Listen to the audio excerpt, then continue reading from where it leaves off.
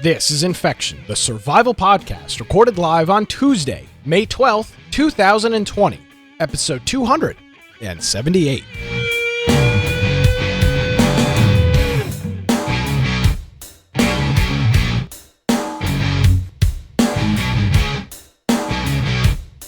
Hello, ladies and gentlemen, boys and girls. Welcome to another episode of Infection, the survival podcast. Infection is. Whoa. Infection is your source for the latest information on survival video games. We bring you the latest news, reviews, updates, and more each and every week. My name, still, as always, Nick Craig. You can follow me on Twitter. Infection used to be a podcast. You can follow me on Twitter at Nicholas M. Craig. If you're interested in some IT things, you can check out my IT blog at dudeinit.com. Hi, Brian. How are you? I am doing well. If you want to find me, you can find me at Boise Computer on Twitter or my blog Byte. Mm-hmm. I screwed up the intro. I feel like you want to start it over? No. I don't. I'm just saying. Like, I just feel like I just want to let you know we've set a dangerous precedent. That the show, like, stumbling early, that the rest of it's going to be flawless. No, I meant that the rest of it's going to be like, you think that was bad. A disaster. Imagine what the next 2 hours of your commute is going to look like if you're listening to the show. It's just one of those hold my beer episodes. Yeah, or hold something. You thought it couldn't get any worse. Hold my beer. Yeah, we're chilling. So, I'm sorry, Brian. Go ahead with your intro. I apologize. Yeah. Well, yeah, of course, my website, Byte of Tech. But mostly you should go to our website, infectionpodcast.com, and look on the right-hand side there. We have our Discord server, which is the primary place we all hang out. We chat games of the week. If you want to submit news throughout the week, do you think that we're missing out on important topics, or you want to suggest some articles, there's a channel dedicated to that. We now have 4 ways that you can view our podcast. If you want to do that through Twitch, through YouTube, through Mixer, and BitChute. So you're welcome to check any of those out. We also have on there audio-only forms. So any of the different podcast apps or whatever platform you want to listen to us on after the fact, we have a full list of those that you can check out. And then show notes for, 278 episodes of the show that we'll be doing now. And so if you look through there, there's a link for a video, there's an audio only link, and then notes for every single topic that we discuss on each episode. So we've done that for almost every single, we have notes on there, I think, for every single episode, but our early notes were pretty sparse. Yeah. And then it just has grown over time. You got to remember, the place we were getting our information from in those early shows, that information was very sparse. So we had... Daybreak wasn't giving us much to work with, so we went with what we could. But the best thing about that is some of those early shows, the entire show notes would be people's just random Reddit posts because there was nothing else to talk about. There's some guy being like, hey, I found this glitch when you use the barbecue cooker and put a stick in this. And it was like, that's our show. There's our notes. Some random. Imagining all the things that we could do with that barbecue and how great it was going to be. And it was going to be fantastic. Yeah. Oh, and the bench that we put under the base that you could, make bullets from and all kinds of stuff. I don't remember why we did that. There was something about placing it under the base where I think you could stand up above it. You just had to be in the perimeter, I think, right? There was something about you just had to stand. So we put under the base, so you just stood in the base at a certain area, and then you could craft or do whatever with it. I don't even remember. I think that's what we did. But anyway, also, if you want to support us financially, you can do that through humble.infectionpodcast.com.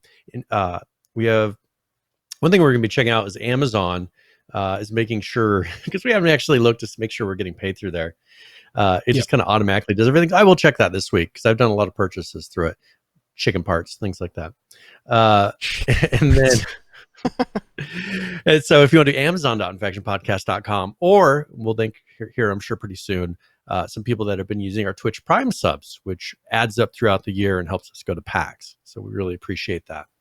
Yes, absolutely. And, I want to thank our friend Maltros, however you decide to pronounce his name, for hitting us up with the resubscription here before the program. We greatly appreciate it. Thank you, Malt. We appreciate that. And then I believe we also had another one as well. Johnny Find. hit us up with a 23-month resubscription here on Twitch. So thank you very much for that, gentlemen. It is greatly appreciated. I'm not sure how people have gotten ahead of me. I mean, I set it up. I think I set that up, and there's people that are farther ahead than me on the Twitch Prime sub. I think I made the mistake of early on giving away my Twitch Prime subs to various people, and so now I'm way behind on the numbers. Yeah. So thanks to those guys. We greatly appreciate it. So I was looking at the show notes here, Brian, and obviously, as always, did a phenomenal job with the notes, but there doesn't appear to be any structure to this week's notes. It's like somebody just threw up on a piece of paper and all the this is the results. It's just like weird games from the past. I'm really hoping that it kind of pulls together in the end. Like they were like, oh, that was a miracle. Like that worked. But I can't guarantee that that's actually going to happen in this episode. So we may just talk about a bunch of random weird games throughout the whole podcast. We will do that.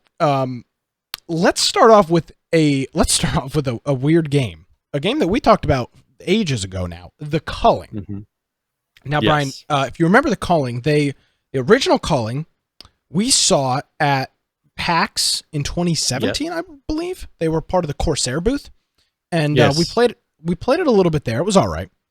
And then the Culling 2 came out, which I believe was free to play. Nobody played it. And then it shut down, right? And now both Cullings are shut down. And then now I've got a trailer here in my video queue that says the Culling 2020 relaunch announcement trailer. So let's watch this quick trailer, figure out what the hell's going on, and then some of the bizarre things that the team over at the Culling is trying to do to make their game, the Culling, come back. As Judd said, the Culling 2, the Culling. Let's watch this video.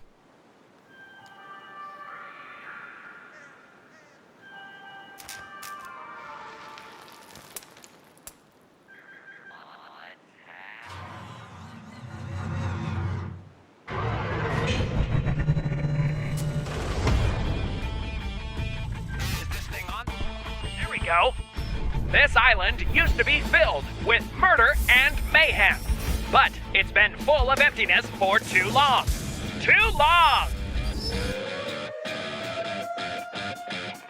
I can now say that power is being restored to the island. We also need you to bring life back to the arena. And by life, well, you know what I mean.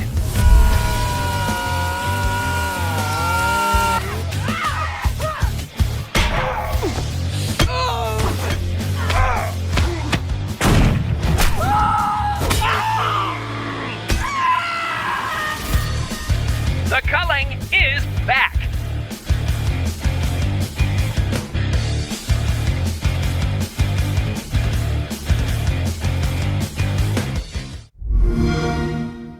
Okay, so it's called the Culling Origins, and it's coming back in 2 days on May 14th. So it's not the Culling, it's not the Culling 2, it's Culling Origins. It looks identical to the first two. I mean, ignore that fact. And it's still a battle royale. Yeah. So it's coming back.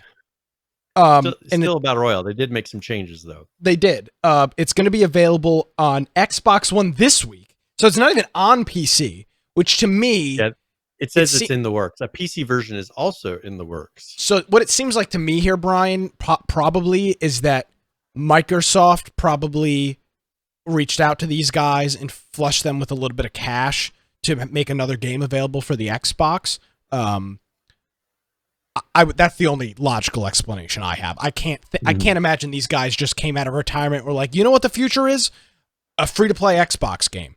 Sort of free-to-play Xbox game. But I would imagine this was not on their own.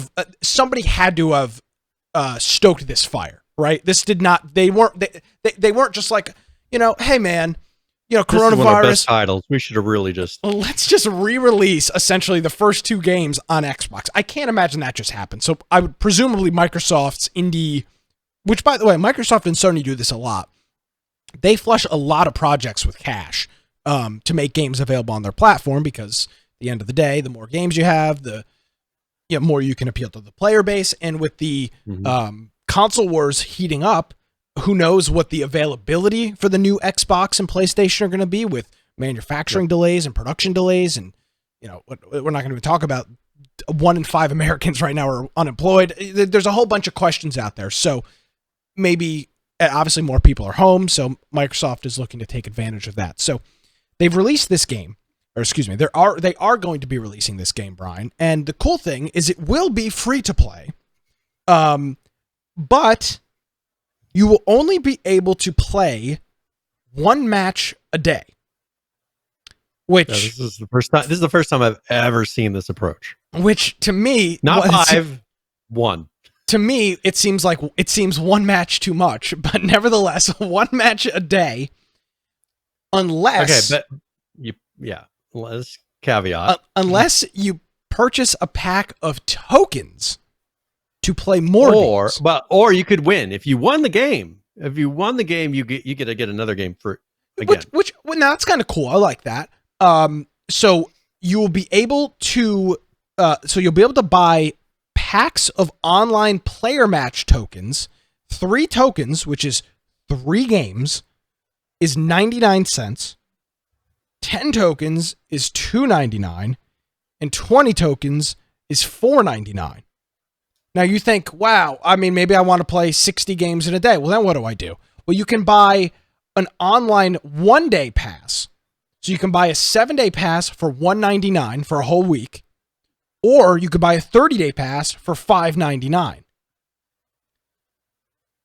Oh, and by the way, I forgot, it's not free to play. You do have to pay for it too. It's like $20. So I misspoke on that. It's free to play if you had already played it in the past. So you'll have to buy a copy, and then you'll only get to play 1 match a day. That's the most insane thing I've ever seen. I don't understand. I don't understand. So you buy the game, but then you have to pay more to play it. What I like is that someone in the comments says, "Not perfect, but I'll pay anytime. Prices look good. Prefer this to no game at all. Miss the culling so much." And someone said, "Enjoy winning every match because you're the only player." I don't understand. I don't know. I don't know at what point somebody said, okay, hold on. I'm reading this. Hold on. I think our information might be, this article might be wrong. If you don't buy it, I think you can play 1 free match day. If you buy it, I don't think you have to do that. I think. I'm trying to read. There is no information available. This the thing is, there's no like official. I was trying to find like where they were pulling this information from. Yeah, I don't see a press release.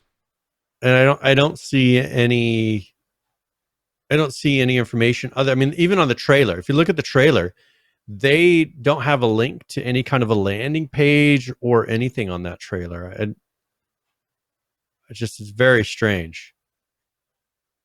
I would tend to agree. Yeah, everybody seems to be copying the same information. Okay, okay. So you can get the game for $5.99 on Xbox. Okay. Which comes with a free trial for the first day. So for the first day of the game, you can play as many matches as you want. Okay. After that day, you can play just a single match a day, and then you have to buy into the token system. So for the game is $6. For the first day, you get unlimited access to everything you want, as many games as you want. And then after that, you have to buy the token system, plus cosmetics and other premium items. All right, and I found a press release. I'm going to put... I found one as well, yeah. On their website. So I just wanted to put that on there just in case. It's very strange. I've never seen this. I don't see this becoming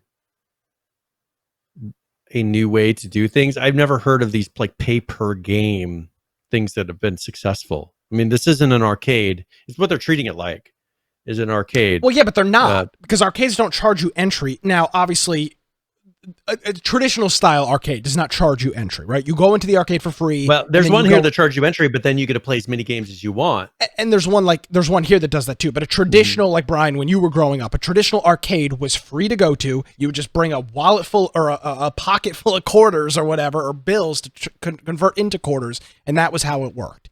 I don't understand. I really don't understand what they're trying to do here.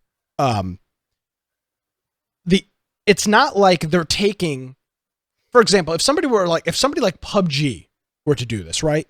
I think everybody would be like, whoa, like tap the brakes here. Or a game like Fortnite, you'd say, whoa, hold up. But at least they've got a track record of quality, of a player base, of a decent game. The Culling has got none of that. It's got no player base. It's got no track record. And there's a developer diary here. Do you have any interest in watching this? It's about 4.5 minutes long. Do you think? Do you have any interest in this? I'd be up. I mean, maybe it would give us a little insight. That's okay. Well, let's take a look at this. It makes no sense to me because I don't think this game would survive free to play. It didn't survive free to play. The Culling 2 was free to or the Culling, one of them was free to play. Either 1 or 2 was originally free to play. I don't know which. I don't remember which one. It's been so long. But let's watch at least a couple minutes. If we get halfway through this and it's just like a lunatic rambling, we'll break away from it. But here's a little bit of the Culling dev vlog thing. Whatever. Hi everyone. I'm Josh from Xavier. I hope this message finds you well. You guys have been asking us to bring back the Culling for as long as it's been shut down, and we've been working for a long time to make that happen. So I'm very happy to announce that we're bringing back the Culling for Xbox One this Thursday, May 14th. I want you to know that this wasn't a simple matter of turning it back on. There were some big hurdles standing in our way. Running a free-to-play online game can be expensive. The bigger your player count, the more you spend on servers and back-end services. When the Culling was free-to-play on Xbox, we brought in 1 million new players in just a couple of months. You have to have a working monetization scheme to pay for everything, and the Culling didn't have that. I do want to say that we really appreciate everyone who spent money on the Culling when it was free-to-play. Now, hold on a second. Brian, I want to stop right here because this is not some shticky BS. This is an absolutely an accurate statement. To maintain servers for a free-to-play game is very expensive. So take the press release that we just talked about away. This is a very valid point. And if you don't have a way to monetize your free-to-play game, you're just bleeding money. I mean, server time is outrageous unless you're Google or Amazon and you own the infrastructure. I mean, you're talking about a very, very... Their server thing was probably 10 times the expense of their payroll a month, just based on the cost of servers. Do you think that Microsoft possibly approached them and said, we will cover the cost of hosting servers? No. If you're released on Xbox. Because then it would be free to play. But it's not. So let's go back to this video. But I just wanted to make sure that we got that out of the way. That this is not a bullshit claim. It is incredibly expensive to operate and host servers. Brian, you were doing servers for a Google Plus Hangout add-on, and that was expensive. That had a pretty high cost to it. That was literally just serving little bits of data. You're talking about serving an entire multiplayer game. Incredibly expensive. Yep. So let's jump back to this. Your support is what kept the game running for as long as it did. The bottom line is our approach of selling crates and cosmetics just wasn't working well enough, and it couldn't sustain the game long term. We knew if we were going to bring the game back, we'd have to make some big changes to our model. And so we started by looking at all of our costs. The game requires a minimum server size to run properly, so we spent a lot of time optimizing so that we could run on smaller server instances without sacrificing any performance. Next, we looked at all the other aspects of our back end, and we found a lot of ways to simplify and streamline those systems to bring their costs down as well. Next, we had to examine our entire free-to-play model. Since that method didn't work for us, we had to come up with a new approach. Moving forward, the Culling will no longer be free-to-play. Now, if you already bought the game, even if you got it for free, you still own it, so you won't have to buy it again. And new players will have access to a 1-day free trial to see if they like it. We're pricing the Culling at $5.99 in the US, and that'll vary based on your country. Every day, you'll get 1 free online match, and if you win an online match, you'll earn a free match token. So you'll be able to play the game online every day without spending any additional money. If you want to play more than that, we'll be offering token packs Look at this. along with passes that give unlimited access for a week Perfect or graphic. a month. This new approach means we'll no longer be selling crates or cosmetic items. That change, along with other modifications to our back end, mean that we're going to have to reset everyone's profile. When you come back, you're going to be starting fresh at level 1, but don't worry because we've made some changes in that regard. We've more than doubled the rate at which you earn XP, so you'll be getting crates much more frequently. And you'll be able to earn XP in offline matches. You'll even be able to unlock airdrops offline. All of this means we're confident that we'll be able to safely cover our server costs and keep the game alive for a long, long time. Along with all of those big changes come some exciting improvements. Many of the optimizations we discovered have a direct impact on the game's performance, which allowed us to improve the graphic settings on the Xbox One. We're running the game at 30% higher resolution on all 3 versions of the Xbox One hardware, and we've added improved anti-aliasing. Even with the game looking that much better, we're still seeing improved frame rate, so it's a win-win. Our AI behavior has been both improved and optimized, so you'll see a big boost to performance in offline matches. You'll also find the bots to be much more challenging and effective, making offline matches a lot more fun. We did make one significant change to gameplay. After taking a break from the game for a while, we found that the stamina system settings just didn't feel right when we playtested. There was almost no delay after spending stamina before it started to recharge, but the regen rate was very slow, so getting all of your stamina back took forever. With our new settings, there is now a noticeable delay, but the regen rate is much faster. So managing your stamina still matters, but it feels a lot better. Now I'm sure many of you are wondering about the PC version of the game. We've found that it presents some unique challenges, but we are absolutely committed to bringing it back as soon as we can, and we'll let you know as soon as we have news on that front. So that's it. You asked for it, and we're bringing the Culling back, although maybe with a few twists that you weren't expecting. I never thought I'd say it again, but welcome, contestant. We'll see you on the island. Oh my god. You've seen this picture from Always Sunny in Philly where where this like lunatic is writing all over with the connecting all the dots? That's what I feel like this guy was just doing, trying to describe the game. Yeah. There is no logic to what he just described at all. It sounds like they're saying that their original game that they made was so inefficient and poorly optimized and poorly made that they went through and actually made it how it was supposed to be in the first place. And now they're going to try again, but with a weird monetization system that I don't think will take off very well. I don't literally think anybody will buy this. Why Like not do a season? Why not do a season pass system that gives you, like, if you have the season pass, you get unlimited plays. Otherwise, you get like 5 games. Like that makes more sense because none game. of this makes sense. No, it doesn't. None of this makes sense. What, you're buying the game. You're spending $6. $6 is a decent amount of money for a game. Yeah, because it's not a free to play game. No, we talk we talk about early access games that are $20. Yeah. We're talking about you're spending, $6, spending over a quarter of that, and then you've got to spend an extra. I mean, if you wanted to play this on a semi-regular basis, like every couple of weeks, you'd be dumping $20 or $30 a month into this game. Yeah. And I have a feeling it's not like a crazy good game. I don't know. They said that people are asking them all the time to bring it back, but those people didn't play it when it was out. I mean, this game was dead. Like nobody played it. Let's take a look at the old. Now, I'll tell you what, Brian. There's not many things that are guaranteed facts in life, right? We look at at things and we're like, oh, how many of these things are really good indicators? The YouTube like versus dislike system is a great indicator. I actually live my life by that. And when this video has 133 thumbs ups to 567 thumb downs, it's a pretty safe. It's a pretty safe estimation that this is not a good look.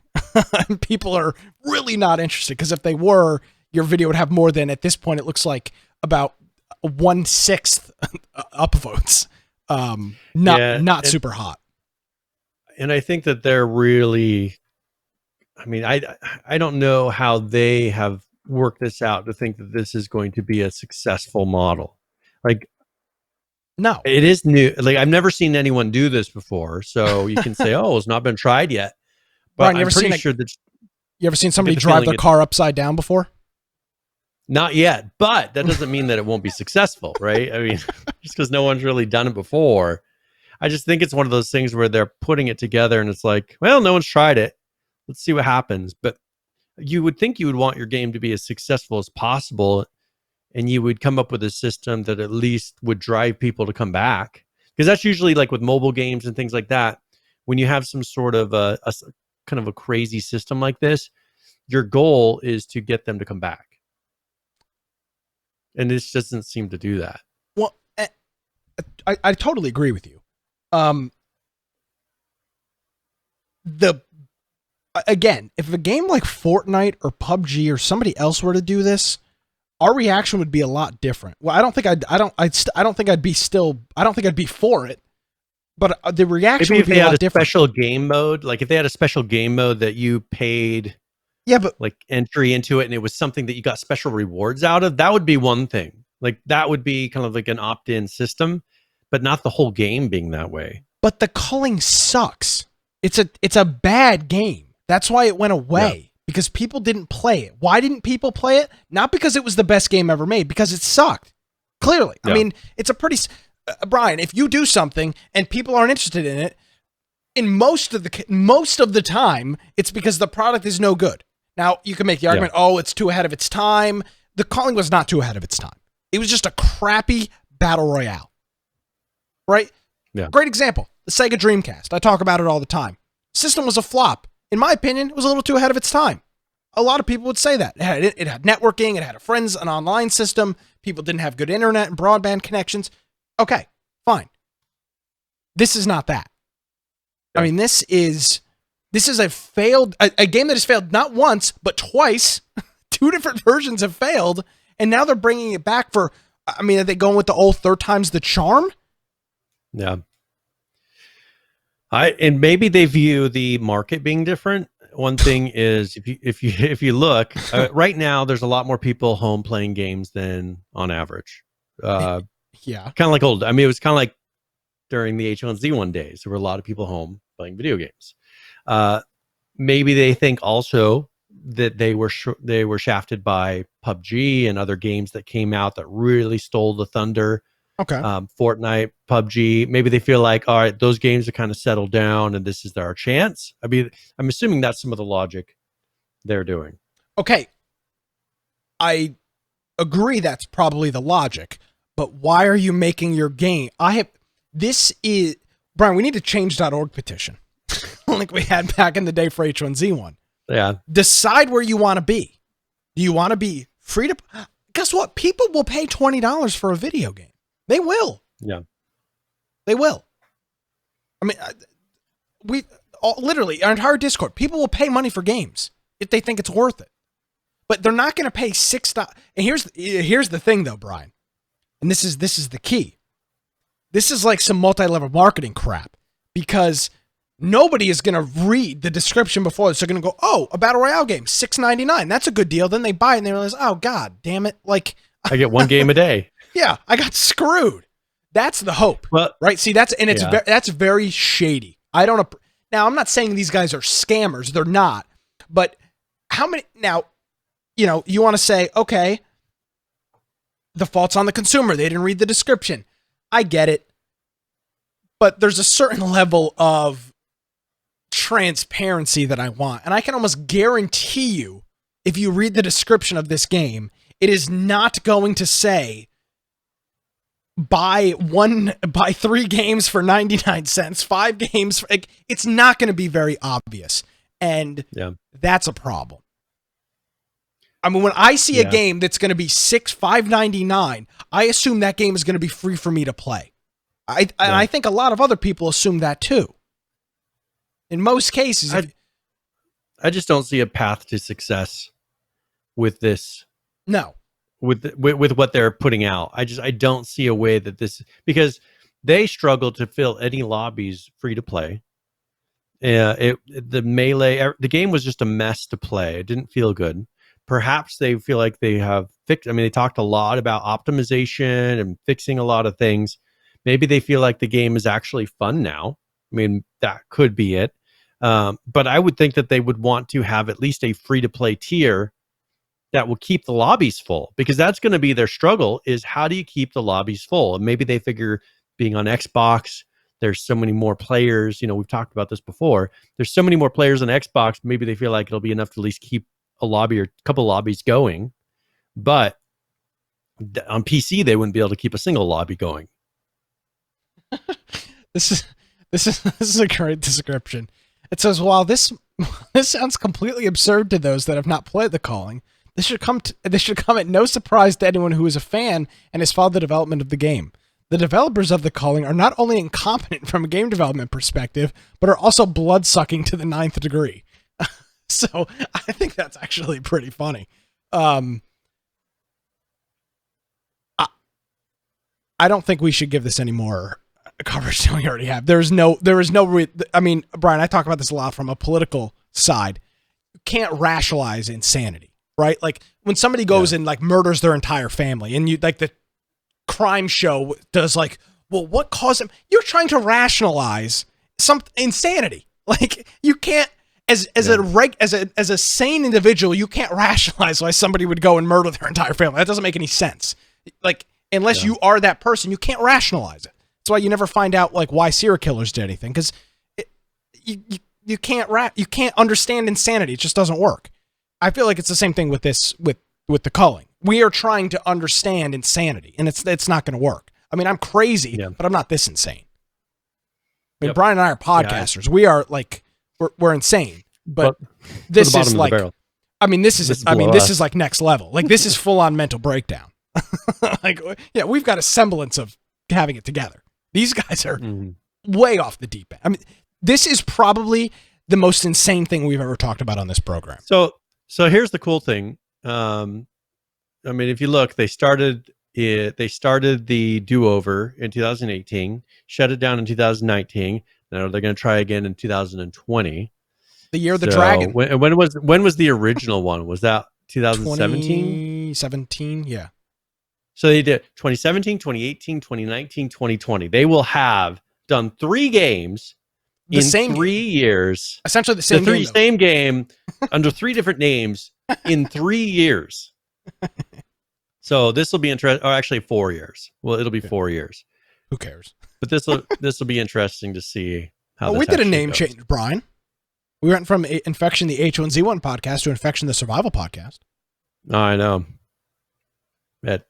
But I mean, they're more along the lines of H1Z1. I mean, this is giving me H1Z1 flashbacks. Let's change our name. If we change our name enough times. Yeah, no, come on. As much as you don't like Daybreak, at least give them the benefit of the doubt. They didn't try pulling this shit. I mean, come on. Well, but with H1Z1, the actual Battle Royale, they renamed that thing a number. Yeah, they renamed it, but they didn't like... They didn't try pulling this crap. They didn't here's the car mode. We're going to let you drive around and run into things. This is going to save the game. Well, what's going to happen when you get disconnected from a game? Yeah, they better give me my token back. Then everybody will be DCing on purpose. You're damn straight. You're doing bad. You pull the network cable out of the back of your Xbox. You're good to go. Yep. They better put in the ability to continue your game if they're going to charge you per game.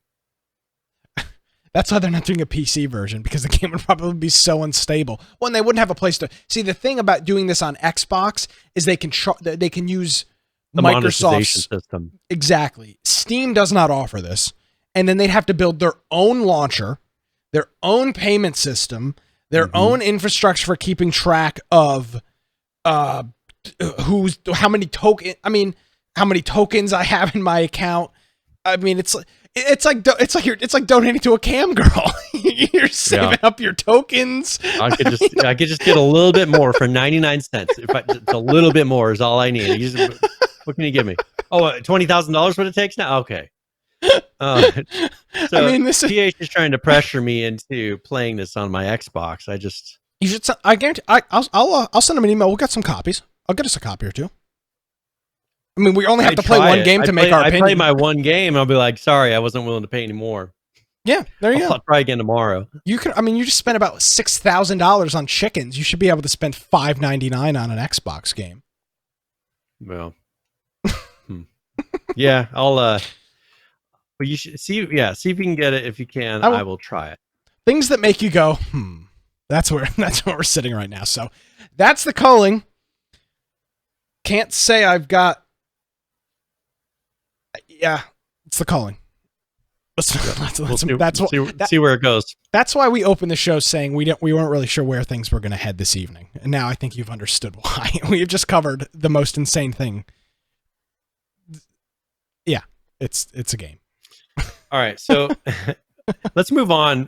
There's something coming up with Steam. Oh, okay. And people have been doing a little bit of data mining with Steam, and they think that there's going to be a loyalty and reward system coming into Steam. So I should get something special this for having so many games.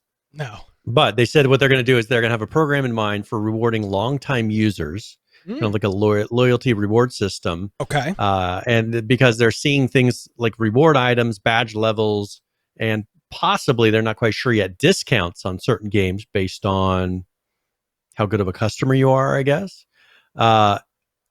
So the guy who makes SteamDB, or one of the developers, Pavel, from SteamDB, he said on Twitter, says Valve is working on a loyalty reward system. It has a point system and a system to add reactions to user reviews. Also includes reward items, redeeming points for badge levels, and possibly game discounts. The new user review reactions would give us more nuanced things to say than helpful or funny, which is what they currently allow you to choose right now. Some of the potential options include deep thoughts, heartwarming, hilarious, hot take, and poetry. Steam users review often thread the needle between useful critique and maddeningly dumb jokes. So more options to help us navigate these treacherous waters would be appreciated.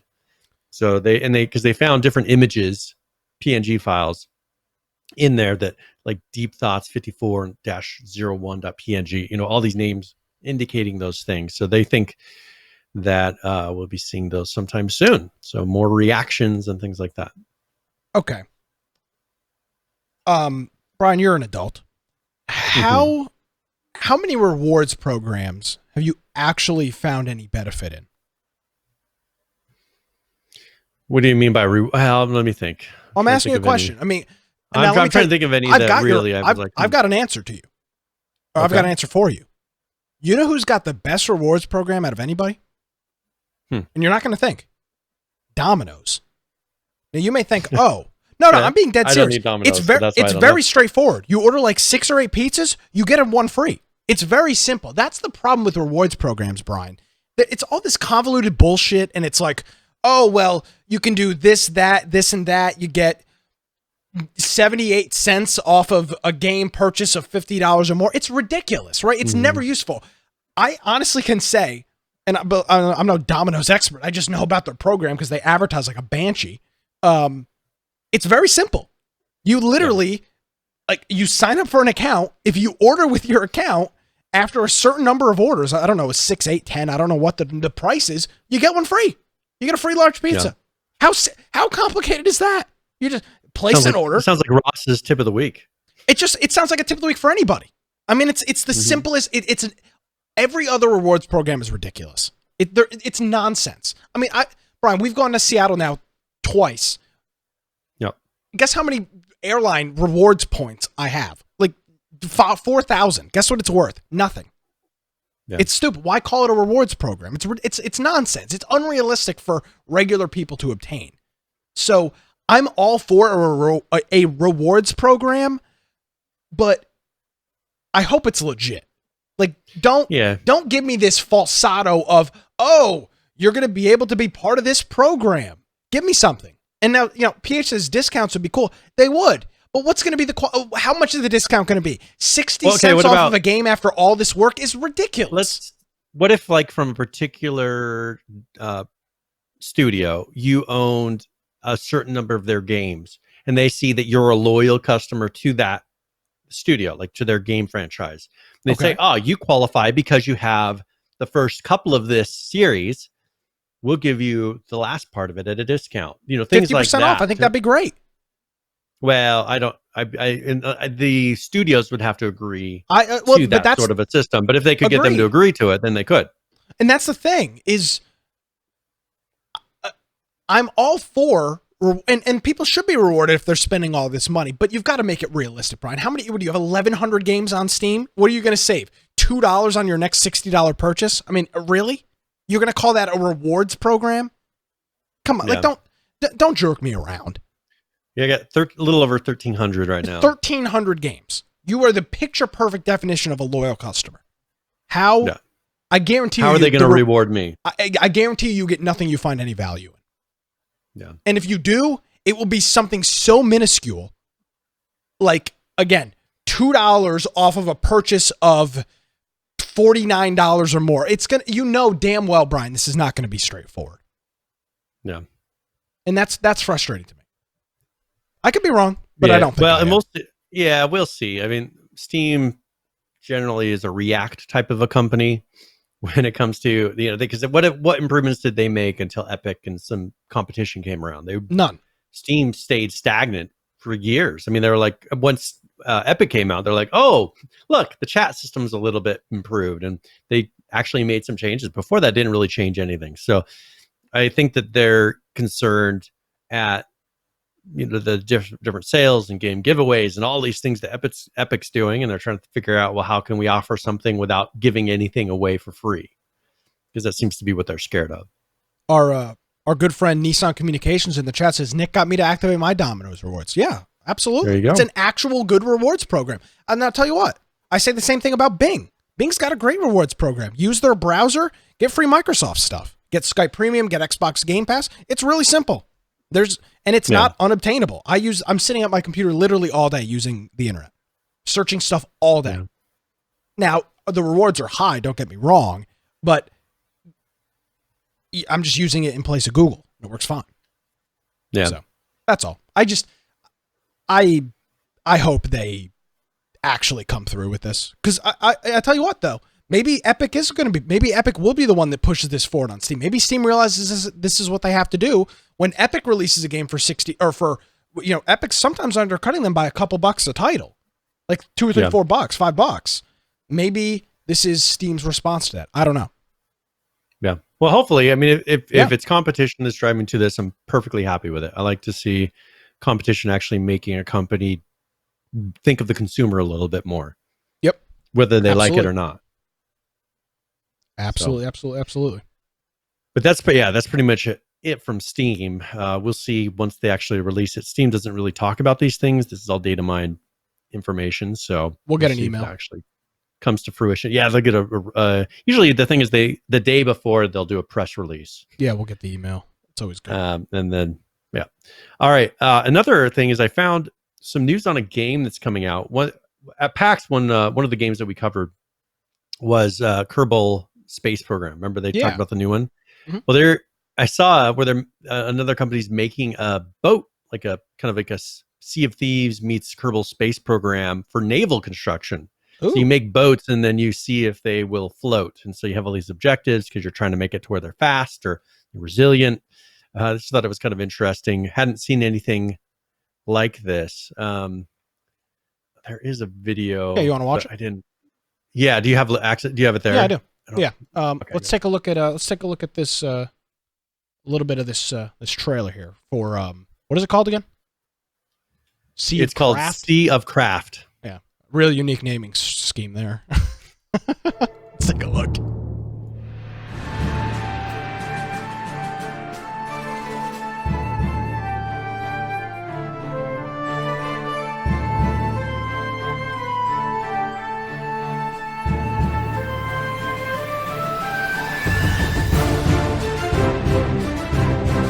Oh, this is a terrible trailer. This is showing literally nothing.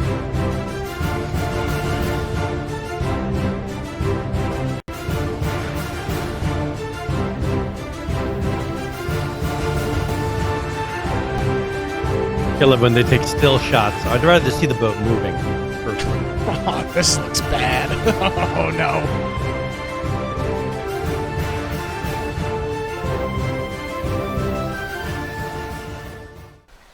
Oh my god. So there you go. That is arguably one of the worst trailers I've ever seen. No, I mean seriously, that's awful.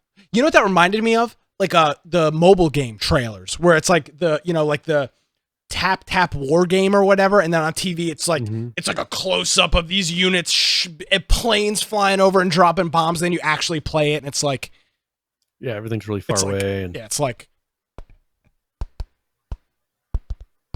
yep. Yeah, that's what it actually looks like. That's kind of what I'm looking like. This is what this is looking like. By the way, coming straight out of China, so who knows what that means? It's a Chinese-based studio called Wizard Games. Yeah. So I thought it was interesting. This is a game that we've seen, but the concept is good as long as they can make it as well. I mean, the reason that people enjoyed Kerbal Space Program is because of how realistic the aerodynamics and everything were. If this, you can just feel like, oh, I'm so close to making this thing float right or do whatever. But if it's just really sloppily put together, people aren't going to enjoy it. And I didn't see enough from that trailer to be able to see what's it actually feel like. So the game is actually on Steam. You can wishlist it, but it's got some Chinese characters in front of it, which actually means floating, which I guess that kind of makes sense. So floating Sea of Craft. October of 2020. Yeah. I don't know. You never know. I don't know. Do they make any other games on Steam? Nope, this is their first game. Nope. Yeah, something about this. The concept is really cool, but that trailer was awful. I mean, it showed literally so hopefully nothing. the game's better than the trailer. I mean, I'll tell you what, for like a $15 or $20 game, these are actually a lot of fun. You can have a lot of fun with games like Kerbal. If you're a tinkerer, games like Kerbal and like this are a lot of fun.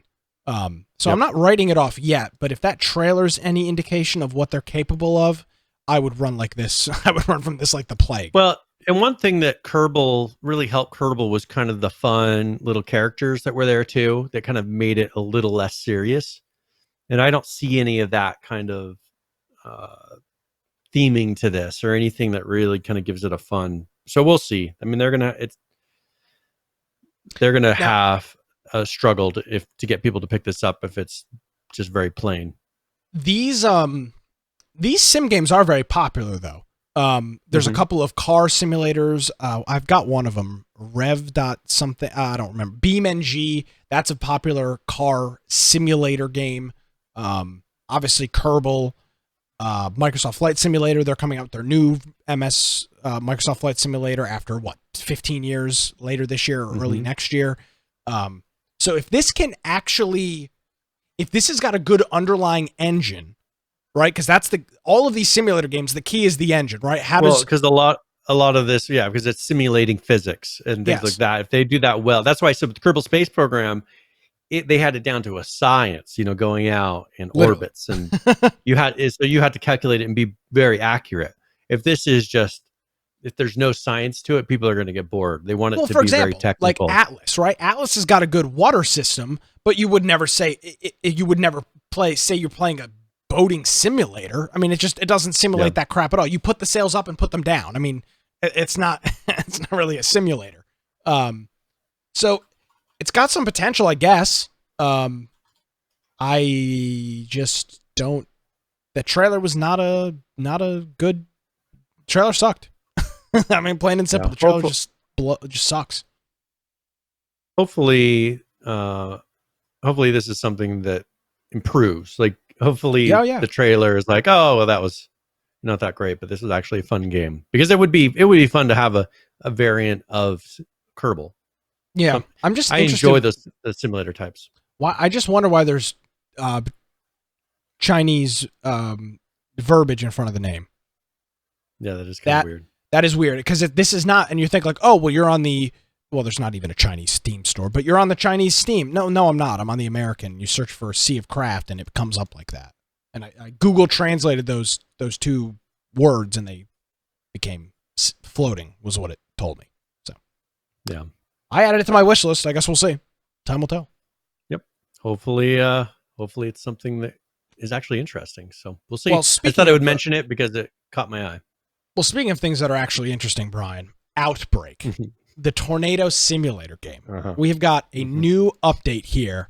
I'll tell you what, man, this is a good one. This has got an update here from OUTBRK showing some cool new things that they are working on, and the passion is real. So let's take a look at this. Let's take a look at this video from OUTBRK, which, by the way, is talk about simulators, Brian, a tornado chasing and thunderstorm simulator game.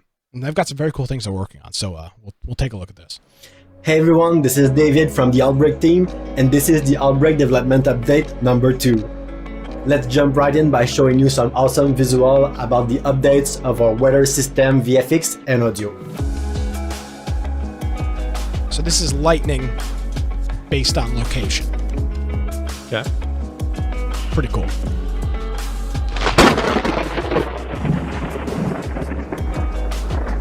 So that lightning strike was about 600 meters from the person, which took about 1.8 seconds to respond. Now this next one I'm going to speed up because it's almost 4,000 meters, and it takes almost 12 seconds for it to hit. So let's take a look at some weather VFX now.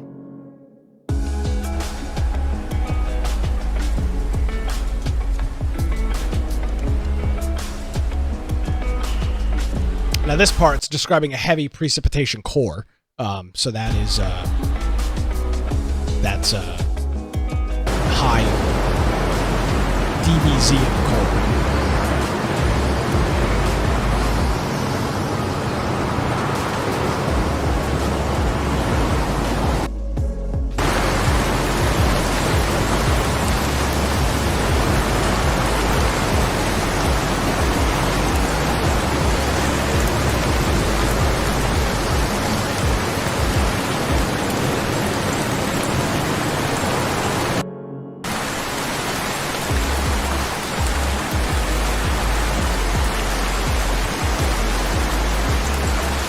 We're also very happy to show you the first integration of our new cloud shaders. It gives a cool preview of what clouds will look like in OUTBRK.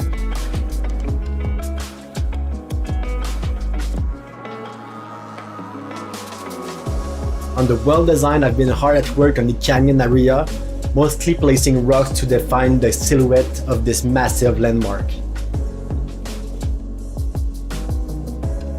What you're seeing right now may look tiny, but it's about 7 kilometers long. Lastly, we've integrated our first cosmetic, a bobblehead of Gizmo. Oh yeah, baby. Gizmo the dog. That's it for the second OUTBRK development update. Thanks everybody and see you soon. So that's great. Gizmo is a famous tornado chaser's dog, Gizmo the dog. Now, you may think, Brian, looking at that, oh, this is not that complicated. And originally you laugh and say like, just make it, just make it rain. But one of the interesting things to note there, and I'm not going to go too off track on this. Please, Brian, hold me in line if I start going off the deep end on it. But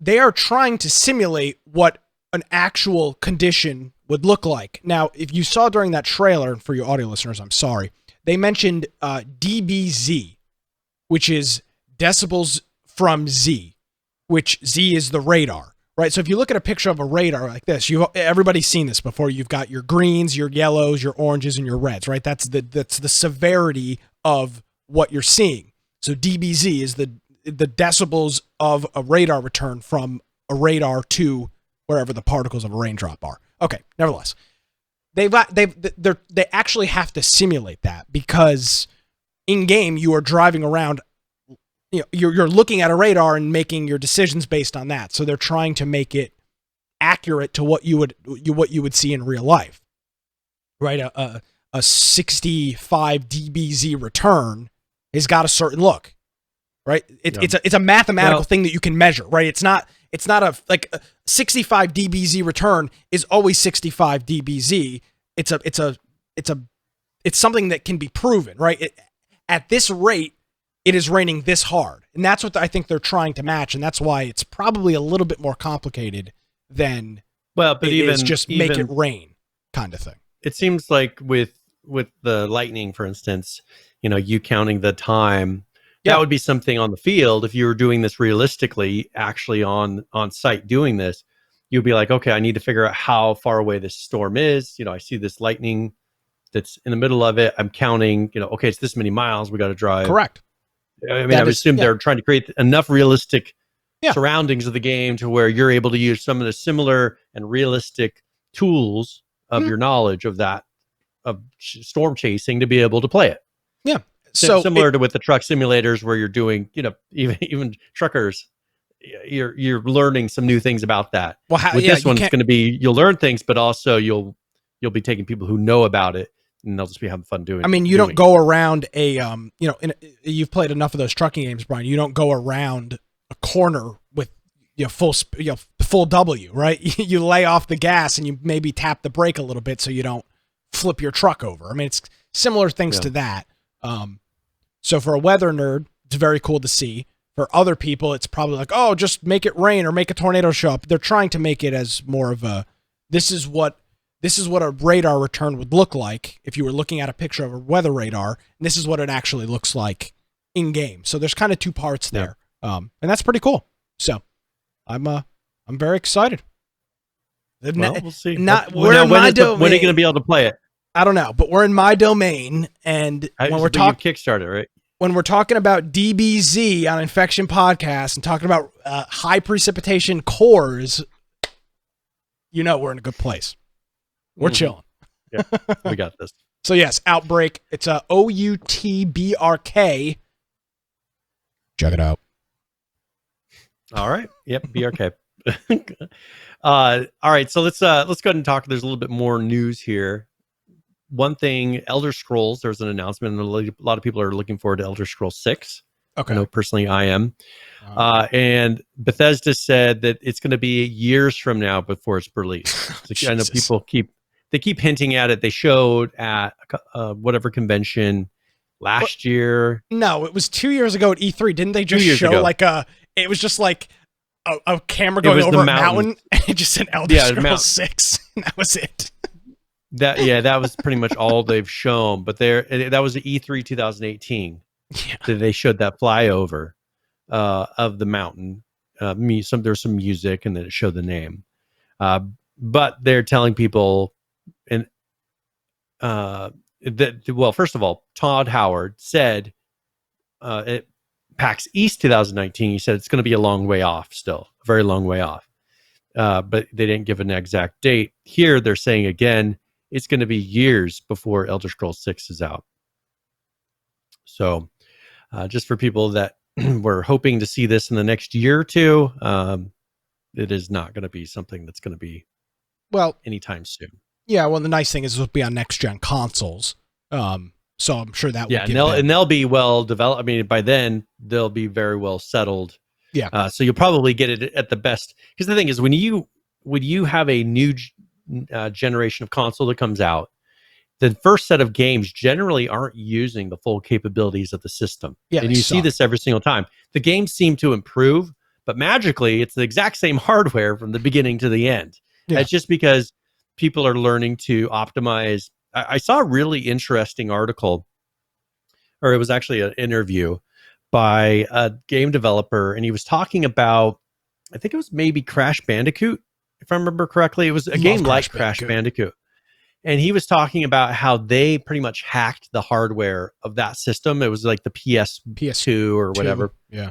Something like that, to where they found all these little ways to manipulate it and to use areas of it that you weren't supposed to, just to be able to pull off the advanced things that they did in Crash Bandicoot compared to the hardware. And this is kind of like what these systems will do, these developers will do, is they'll figure out, well, how can we optimize this? How can we use this? How can we get the most out of memory? Because there's a lot of things holding them back that they then over the years figure out how to come around. So with this, I mean, if you're going to be playing this on console, you should be happy that it's coming out 2 years after, possibly 2 years after the hardware is released, because then you'll get the more out of the system. It won't be as watered down as something that came out of the very beginning. So just something to keep in mind. Very cool. So, Elder Scrolls 6 soon. TM, maybe not. I'm not sure. Well, let's in a bit. let's transition over to Survive the Nights real quick and see what's going on that front. They've got an hotfix out for their Alpha 1.3.10. A couple quick things here, as it is just a hotfix. Stopped vehicle spawning close to players, so the vehicles maybe you'd see them and then they just disappear. Vehicle spawning and despawning has been slowed to reduce instances where vehicles despawn too quickly. Resolved an issue which allowed ammo to be duped. It's always an issue. Fixed an issue which meant the extra damage was removed from metal bars fortification when taking damage. Window frames can now take more than 5 fortification objects. Loot can now be picked up off of beds. And stags and foxes are now more likely to be killed with a single shot. So, kind of a hotfix, but also some things that they've changed as well. That's for Survive the Nights. I think I own Survive the Nights, right? Didn't we play this a couple months ago? Yeah, I have. Is this the one with the weird locking system?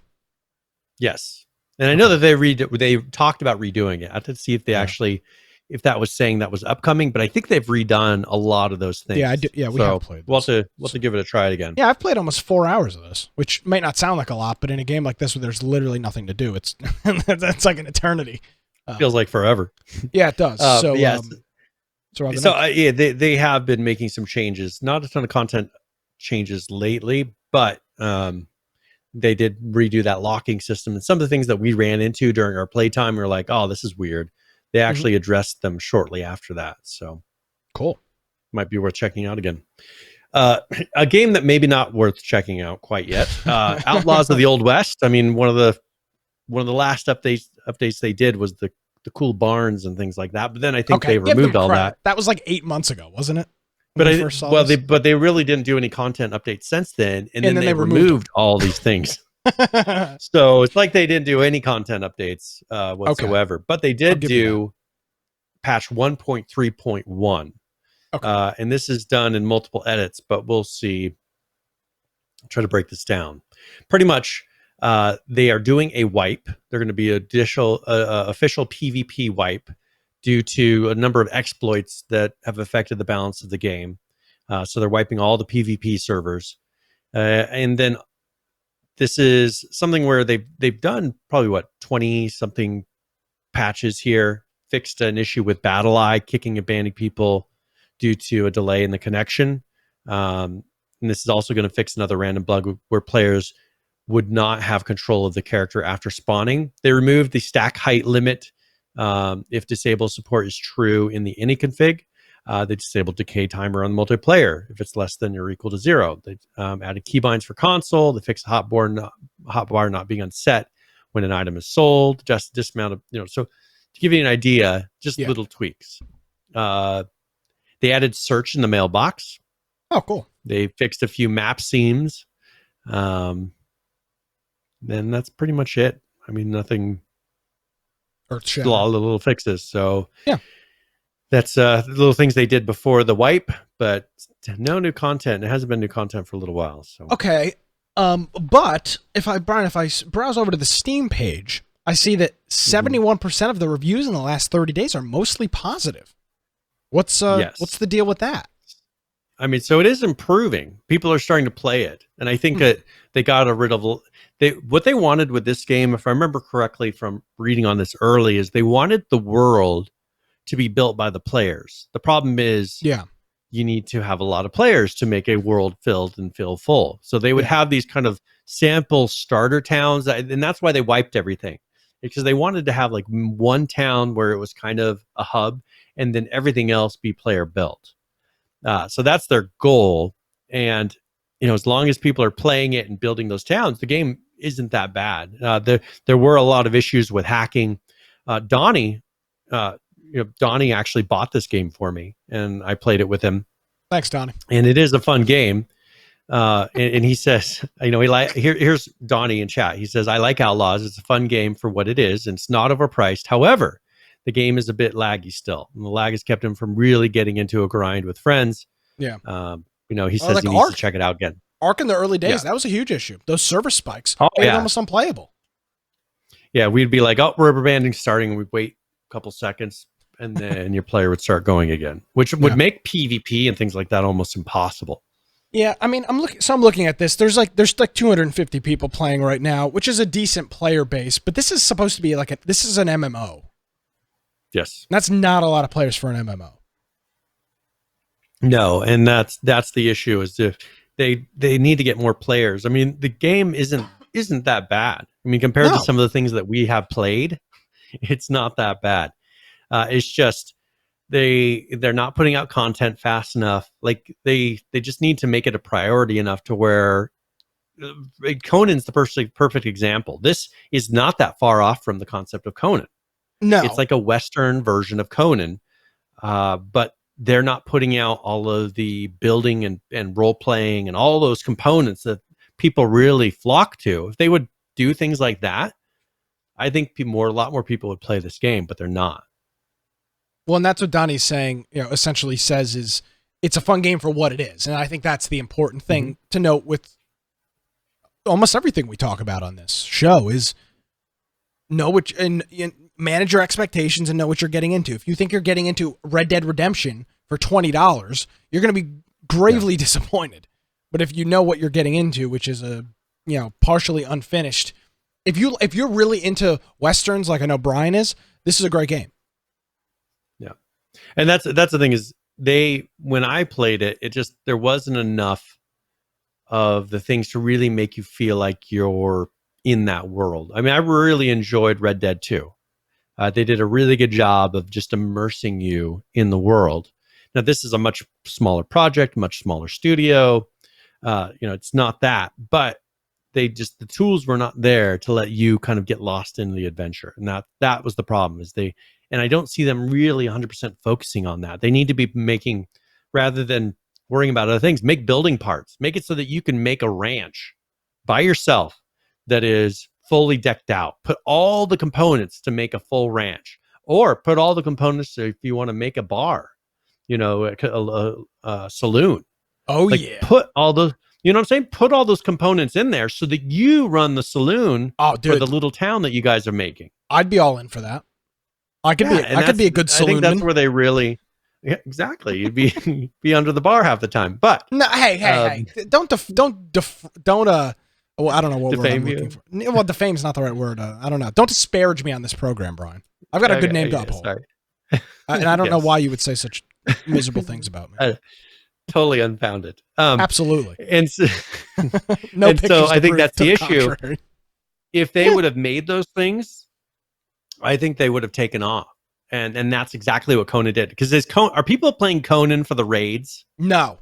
Have you ever heard anybody play Conan for the raids and for the late end game? Okay, but here's the thing. Conan is more of a survival game. This is more of an open world. This is more of a role-playing game than Conan is. Fair? But the thing is, they didn't put any of the tools for role-playing in it. I don't disagree with you, but this is not a survival game, really. This is an MMO role-play. I mean, it has all the features of survival game. It does, but they're not marketing it as survival. No, they're not marketing as that. But the thing is that their marketing is an MMO, which tends to lean heavily on role playing. Yeah, they are not doing it. They're making it more like a survival game, and not like an MMO or a role playing or that type of role playing game. Yeah, and I think that's where they're missing their audience. They're selling it to the wrong place. And if they just approached it a little bit differently, I think people would play this game. You would get that community similar to what Conan has. Excellent. All right. Well, something to keep an eye on. Donnie says if you can get it for $99 or $9.99, $10 during a Steam sale, it's not a bad price. So maybe it's something you want to add to your wish list. You can search for it on Steam or go to our website. The game is called Outlaws of the Old West, and you can find the link in our show notes on infectionpodcast.com. Brian, do we have a game giveaway by any chance? Yeah, I will. I'll get it pulled up here. All right, awesome. While Brian does that, we invoked the name of the good game, Conan Exiles. Let's talk about a couple of things that they're working on here. And this is their update number 40. And a couple of the things that they are diligently working on in in this update here. Let's take a look at it. This is their Followers 2, which deals with AI stances and the command system, which is an important part of this game because you I don't remember how you get the AIs. You do like religious sacrifices or something, right? It's kind Are you talking about to get system. to get the followers? Yeah, it's like a no. You knock them out and then you drag them with a rope back to your base. Yeah, but then don't you have to have like a you put them on a wheel of pain. Wheel of pain. You have a wheel of pain. You make them work, and then it pretty much tames them. Gotcha. Okay, so there's a system for that. So they're working on the follower. This is called Followers 2, and it's working on some of those AI mechanics. So they're working on that. Improvements. It'll generally improve how the AIs interact and the interactions in game with them. And they've also got a couple of commonly new requested quality of life changes to them, how they interact with you, how they interact with other things, and just general work that they did on the NPCs there. With that, they've also got a new DLC pack, which we'll take a look at here. It's called Architects of the Argos pack, and this one takes us back to Rome. And let's take a look at this quick video showing off some of the assets on that. And this is Architects of the Argo, which is now available for Conan Exiles. Conan Exiles.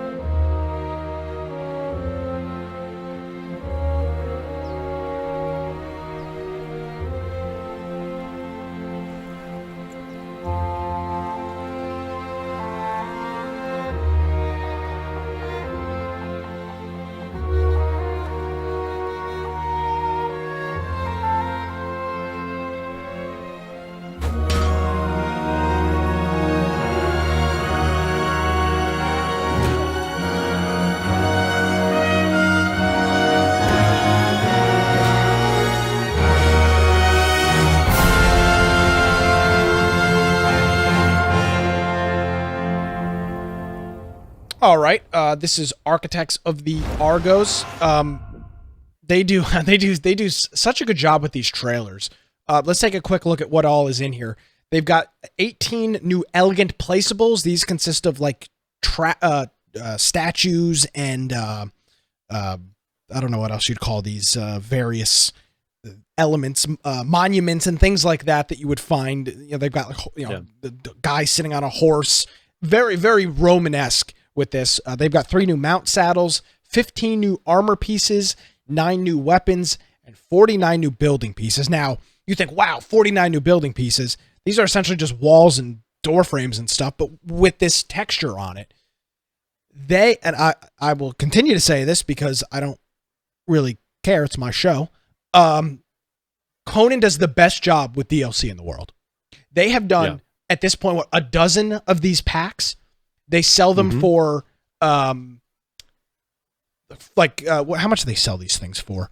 They're like $4.99 or something. No, like I think they're a little bit more than that. They're like, maybe they're $9.99. I'm not sure exactly what the cost is on these. I'll pull one up. But they just do such a good job with these. It's $9.99 for this, is what they do. and they've got 10 of them at this point. 10 of these packs, which are self-contained, like 30 to 50 something building pieces, mounts, weapons. Now they're not new weapons. They're regular weapons with skins. So they've got, you don't get an advantage by them. But they have just done such a bang up job with this. This is the model. I've said it 1,000 times. I'll say it 1,000 more. This is the model for you sell a game for $40. In our case, well, we got it for free, but when it first came out, it was $20. You sell it for $40 now, and then every 3 to 4 months, you get a new pack, and it's Yep. 20 $10, $15, and it's genius. The thing is that it does nothing to actual gameplay. These are Nope. all identical pieces with different skins on them. All of these weapons and all of these things don't have different damage, and so they don't have to do any of that balancing. These are skins of existing weapons. They're all remakes and reskins of existing items in the game. They've just been redoing them over and over again, and people enjoy them because it's a role-playing community. Like I was saying before, it's people that are creating, they want to make the look of their base a certain way. Yep. And they're just giving them the tools to do it, and they're making their own worlds. They don't have to keep adding content to the game, hiring voice actors and doing all these different things. They're just creating assets and then selling them, and you don't have to buy them if you don't want to. You have full access to everything else. So I think that's something. Well, and that's an important thing to note too, is you can have one person in your group that has Having this. that. And now, obviously, you won't be able to build the items or even repair them if they're weapons. But, your whole clan doesn't have to buy $10 DLC. Somebody can make all the objects, dump them to you, and then you can place and build and do whatever you want to do with them. So they have created a very transparent DLC system. There's no snake oil. There's no shadiness. There's no we're screwing the consumer. They're very clear with what you get. You're getting exclusively cosmetic items, and people want that. I mean, they wouldn't have made 10 of them if nobody was buying them. Now, not that it takes an incredible amount of work to reskin an object, but it's not like they're just adding 5 new things to the game. Again, they're adding 18 placeable objects. Now, the placeable objects are new, right? These are custom. These are models that have to be made. There's no reskinning of those. No, but they're just objects that are being placed in the world. But they've got to be made. Actual, so they've got essentially 20 placeables. The mount saddles, they've got to remake those. The armor pieces, there's modeling and styling that goes on with that. The weapons, and then almost 50 building pieces. You're looking at over 100 things, Brian. 100 assets that had to be either modeled and or reskinned and retextured to brought into a game. That's a significant amount of time if nobody was buying them. And just looking at their Steam reviews, in the last 30 days, they've got almost 1,000 reviews. 87% are positive. That's impressive. That's very impressive, and they deserve it. Yep. And I think that's what I was saying before. If Outlaws of the Old West would follow that same model, I think that they would be successful. Yeah. Because Conan, one thing is you don't see them pushing PvP. You don't see them pushing all those things. They don't push anything. They're just like, here's a bunch of new stuff. They just said, here's stuff. Make your own thing. And I think that Outlaws of the Old West, I think that's what they were intending, but they're not following it up with the proper tools to actually make it happen. A couple comments from chat. Firebomb says, I need to get back into Conan. Every time I see these, I contemplate playing it. And we actually have a couple of these DLC packs we have jumped in and played again. So it's efficient for that. And then Pro Tip Don't Die says, this looks more like Assassin's Creed Odyssey than Conan. It does. It's absolutely got that look. And then they do just such a good job with those trailers, which are really, really well done and are accurate. Those literally can be built in game. That's what it actually looks like in game. Yeah. There's no movie magic going on there. I mean, you literally, if you were to have the resources, you could craft all of those setups in your own server or whatever. Super neat. Yep. Love it. Yep. All right. We ready for me to announce the game giveaway? Yes, sir. All right. So I'm going to give away a copy of Wargame Red Dragon, and this has very positive ratings on the store. It's currently $29.99. This is one of the ones donated by Firebomb. Thank you very much. This is an RTS, and it says the Wargame series returns to duty, larger, richer, and more spectacular than ever before. In Wargame Red Dragon, you are engaged in a large-scale conflict where Western forces clash against the communist bloc. So if you wanted to have some war against the Chinese, here is your chance. All right. Hopefully we can stay on Twitch. Thank you. Yeah, whatever. We're on BitChute. So there you go. That's Conan Exiles. Check them out. All right. There's a game that I've had on my wish list. It's one of the only games on my wish list I'm actually waiting for. Okay. Called Bum Simulator. And What did you yes. say? Did you say bum? Bum Simulator. So you play as a homeless person. Oh, Jesus Christ. What? And No. Is this a real thing? Yes. And Yeah, I thought that it was like a dead project because they haven't updated anything on their page for quite a while.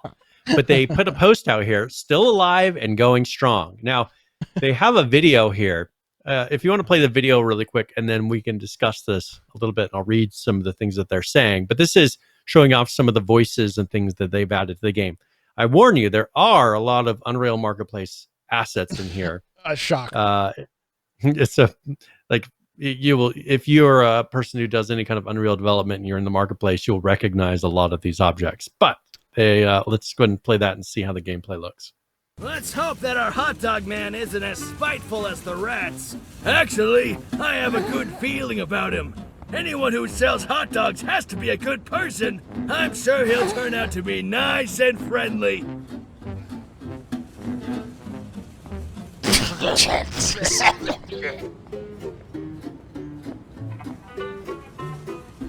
Feeling ultimate hunger? Order an ultimate burger to fill the void. You've made the ultimate choice. Thank you for visiting Ultimate Burger. The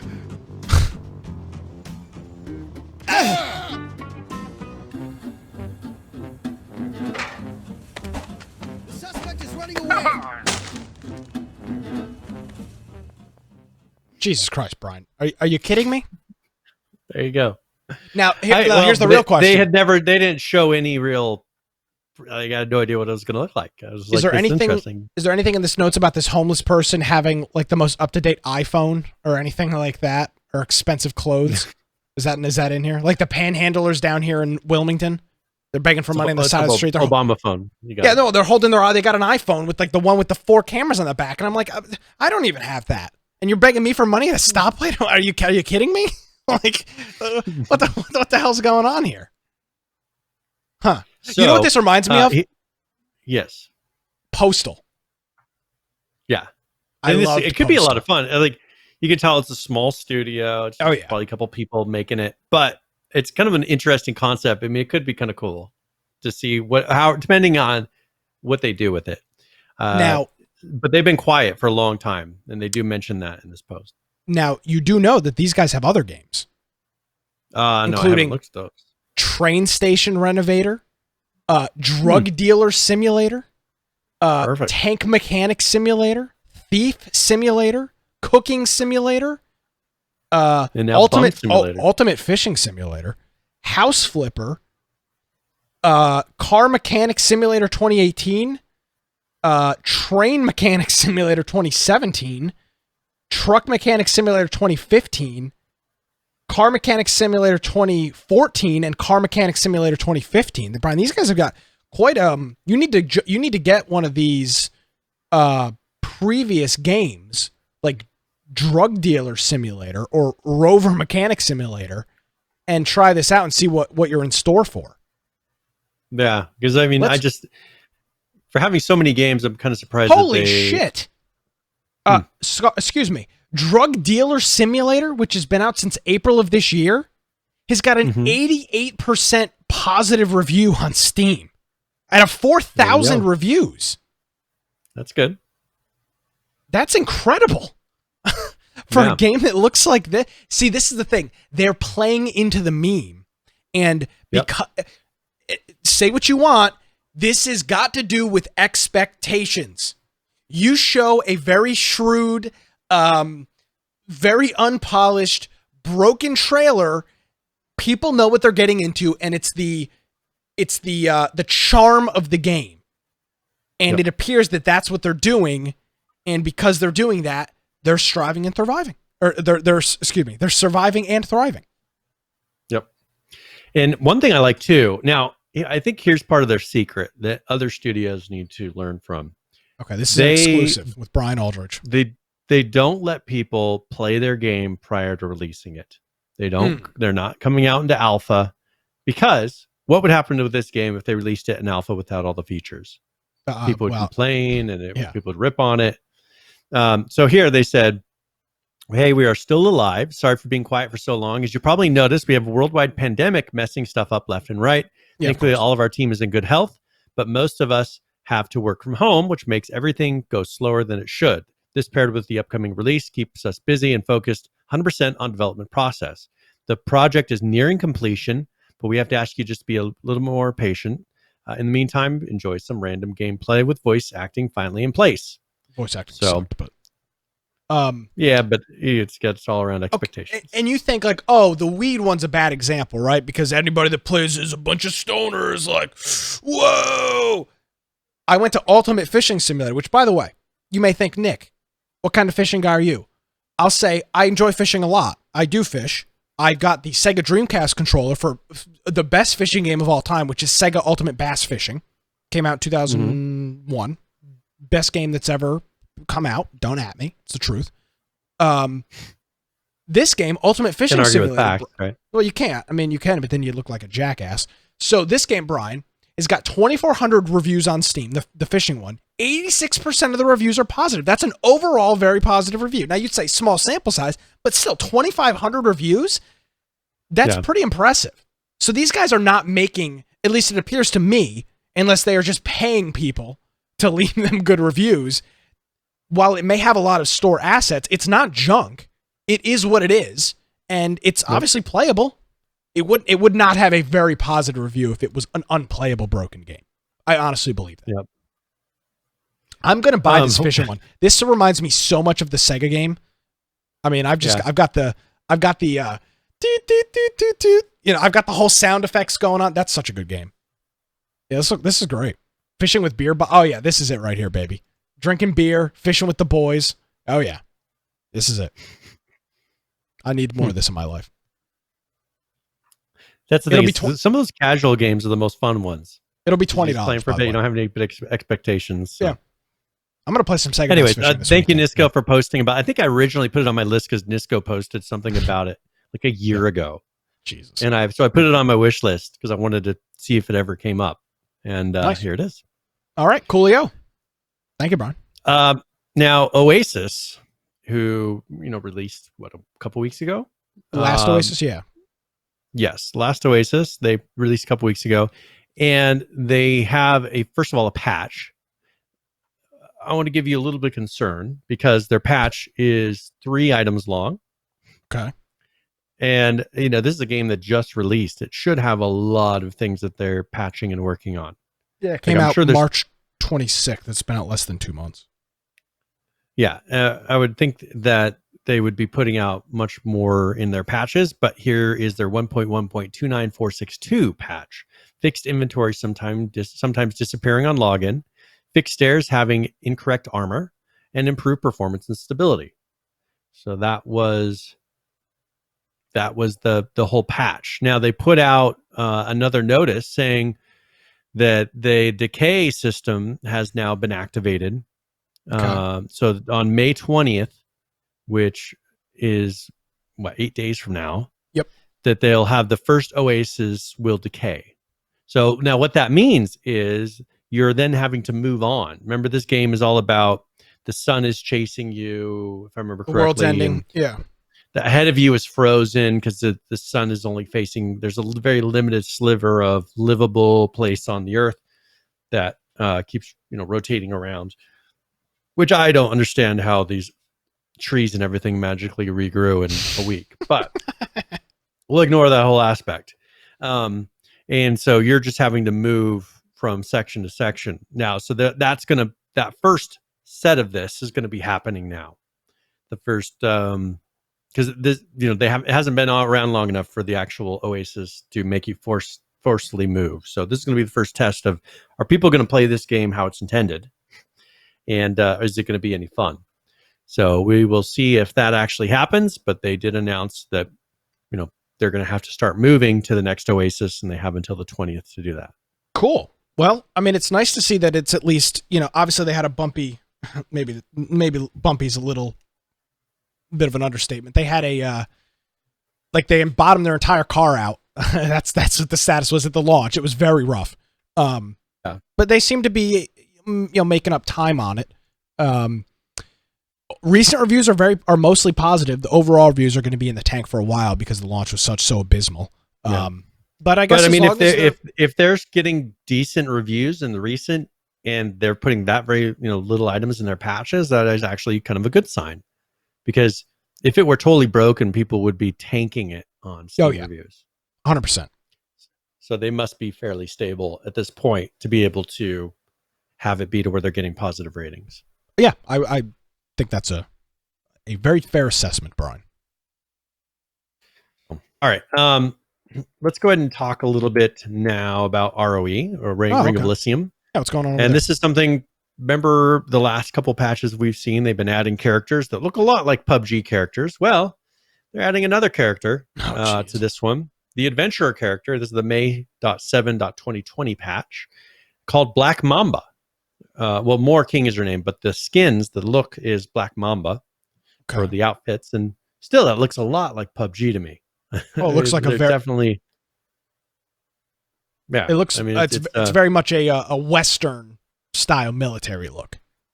Yeah, and so it definitely matches the other ones that they've done recently. It looked like they had male mercenaries, and now it looks like a female mercenary. So those are now in the game, so you can get those. And then they fixed 3 bugs in the game as well. So that is ROE. Coolio. Very cool. And now Elite Dangerous. We haven't heard very much from them in a little while. Boy. And they have been talking about some upcoming changes that they're doing. One thing is they're putting in the Second Fleet Carriers beta begins today. And this is something where I was trying to figure out exactly how it works, because they talk about how you can like sell them back and do all these things. So most of these adjustments that they're doing in this, they said, including the addition of optional universal cartographics, a full refund of carrier costs once decommissioned, barring any debt, and the voluntary decommissioning fee reduced, whatever items that you lose. You can get, and I'm wondering if this is only for the beta, because I was trying to figure out like how's this work in gameplay. I'm wondering if because they want people to test them, they're letting them pretty much sell back the ships, and then they can get another ship to test. I think that is what this is actually talking about. But they have these where they're having you really test these new ships, these big carriers, and that'll be interesting to see how this changes, because they haven't put out a new ship in quite some time in Elite Dangerous. Actually, there's been very few patches. They usually will work on things for a while, but I haven't seen any real patches in a while. So I'm assuming that this, if you want to participate, they have a link that you can go participate and be a part of this beta, so you can try some of these. But the price of these carriers are 5 BN, which I assume is billion credits. Billions and billions. It is quite expensive, but this would allow you to do a lot of transport and make some money back from that. So if you're interested, we'll have a link in the show notes, and you can click to become a participant. It's May 11th through May 26th is when you can do it, and it's on PC, Xbox, and PlayStation. So, Brian, let me ask you, when was the last time you played Elite Dangerous? I think it's been a year. I mean, I'll look too, but I think it's been a year and a half. Why are you not playing it? What's? It's just it's too time consuming. That's I just don't have that time. It's one of my favorite games to play. I just do not have the time to put the time into it that it requires, because it's it's a time sink. If I were looking for a time sink, this and WoW would be my 2 choices. I just do not have the time. I hear you. Okay. I was just curious. I pay for 6 month subs of WoW that I play like 3 times every 6 months for. I mean, that doesn't sound like a smart investment, but no. But it's there when I want to play it. That's called if you look at the ratings, baby. very positive recent, mostly positive overall. I mean, they're doing well. The game's never had an issue with it being unplayable, but it's got an issue with, like, again, I'm not the best person for this, but I haven't heard anything about this game. And I follow a lot of people on either my personal Twitter or the Infection Twitter, or I've got a couple of other Twitters that I follow specific groups of people on. I know Twitter lists, nevertheless, I do what I do. Leave me alone. I don't see anything about Elite Dangerous. And I follow a lot of like smaller streamers that are playing a wide gambit of games. I don't hear anything about Elite Dangerous. Yeah. So it's not that the game is bad. Well, and I guess you can make the same argument about WoW too, Brian. How often do you hear about World of Warcraft? I mean, I don't. In certain circles, I hear. Yeah, exactly. So maybe that's what it is. In your clique, you have to hear about it more than, mass appeal. And it's not a mass appeal game. Regular people do not play games like Elite Dangerous. I mean, this game is so. What is your off. guess? I'm going to play your game here a little bit. What is your guess of current people in game right now? Current people in game. Yeah, what is at this moment? How many people are in game? 10? And I'll round it. I'll round 10, it to the nearest number. No, 6,000. Okay, that's a lot. It's still a lot of people. Yeah, a decent number of people playing. And it peaks out about 10,000 right now on a daily basis. What about it goes a week? From 10,000 daily. So it pretty much cycles daily at peak time 1930, whatever that is, till the lowest time 720. And I don't know if that's UTC. Yeah, it is. So that's 7 p.m. UTC to 7 a.m. UTC. What's the week peak cycles, right? It's just under 10, just under 10,000. Oh, okay. Okay, so it peaks at about 10,000 a week. Okay. So the lowest peak is 8,294, and then it slowly gains up till Sunday. On Sunday, it hits its peak at just under 10,000, and it slowly goes down. So it's very consistent. That's for the kind of game that is. That's I think, and I'm no expert, but that seems like a pretty strong player count for a game that is so highly specific. You need an incredible amount of. This is not something you slap on your old i3 desktop. This game takes some serious power. In a lot of cases, it takes an accessory and like a yoke, and it takes a lot of dedication. Yeah, or the Mad Cats has got their like Android and iPad app for ship control. This is not something you just dip your feet into. I don't think. And it's an excellent game if you have VR. I even considered when we were playing it hardcore, I was considering getting the head tracker so that when I look around, like from monitor to monitor, it would wrap across all three monitors, and I could look more widely, and it would follow it would make it so that the display kind of moved. I mean, there's all kinds of stuff that you could do. Nerd. I know, but the way to play this game would be with kind of like what Lance has, the controllers, and then a VR headset, so that you can put the controller roughly where it is, because you can see the exact same controls. What they did is the controller that he has, that's the control in game for the ship. It looks identical. So when you look down in your VR headset, you're seeing your controller. It's pretty cool. Yeah.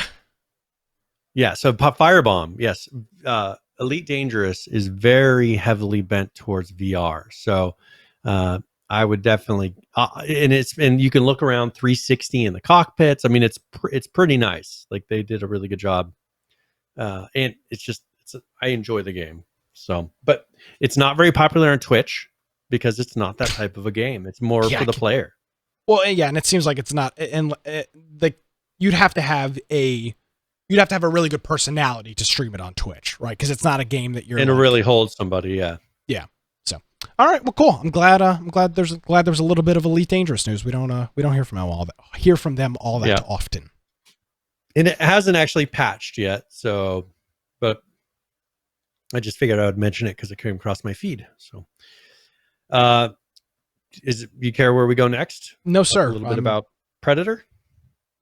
Oh yeah, let's talk about your Predator. Favorite game. Yeah, I mean, to hell with them. But there's news, and we strive ourselves on being an accurate source of information. So if we head on over to the form.predator.ilphonic.com website, solid work there, Ilphonic. Keep that up.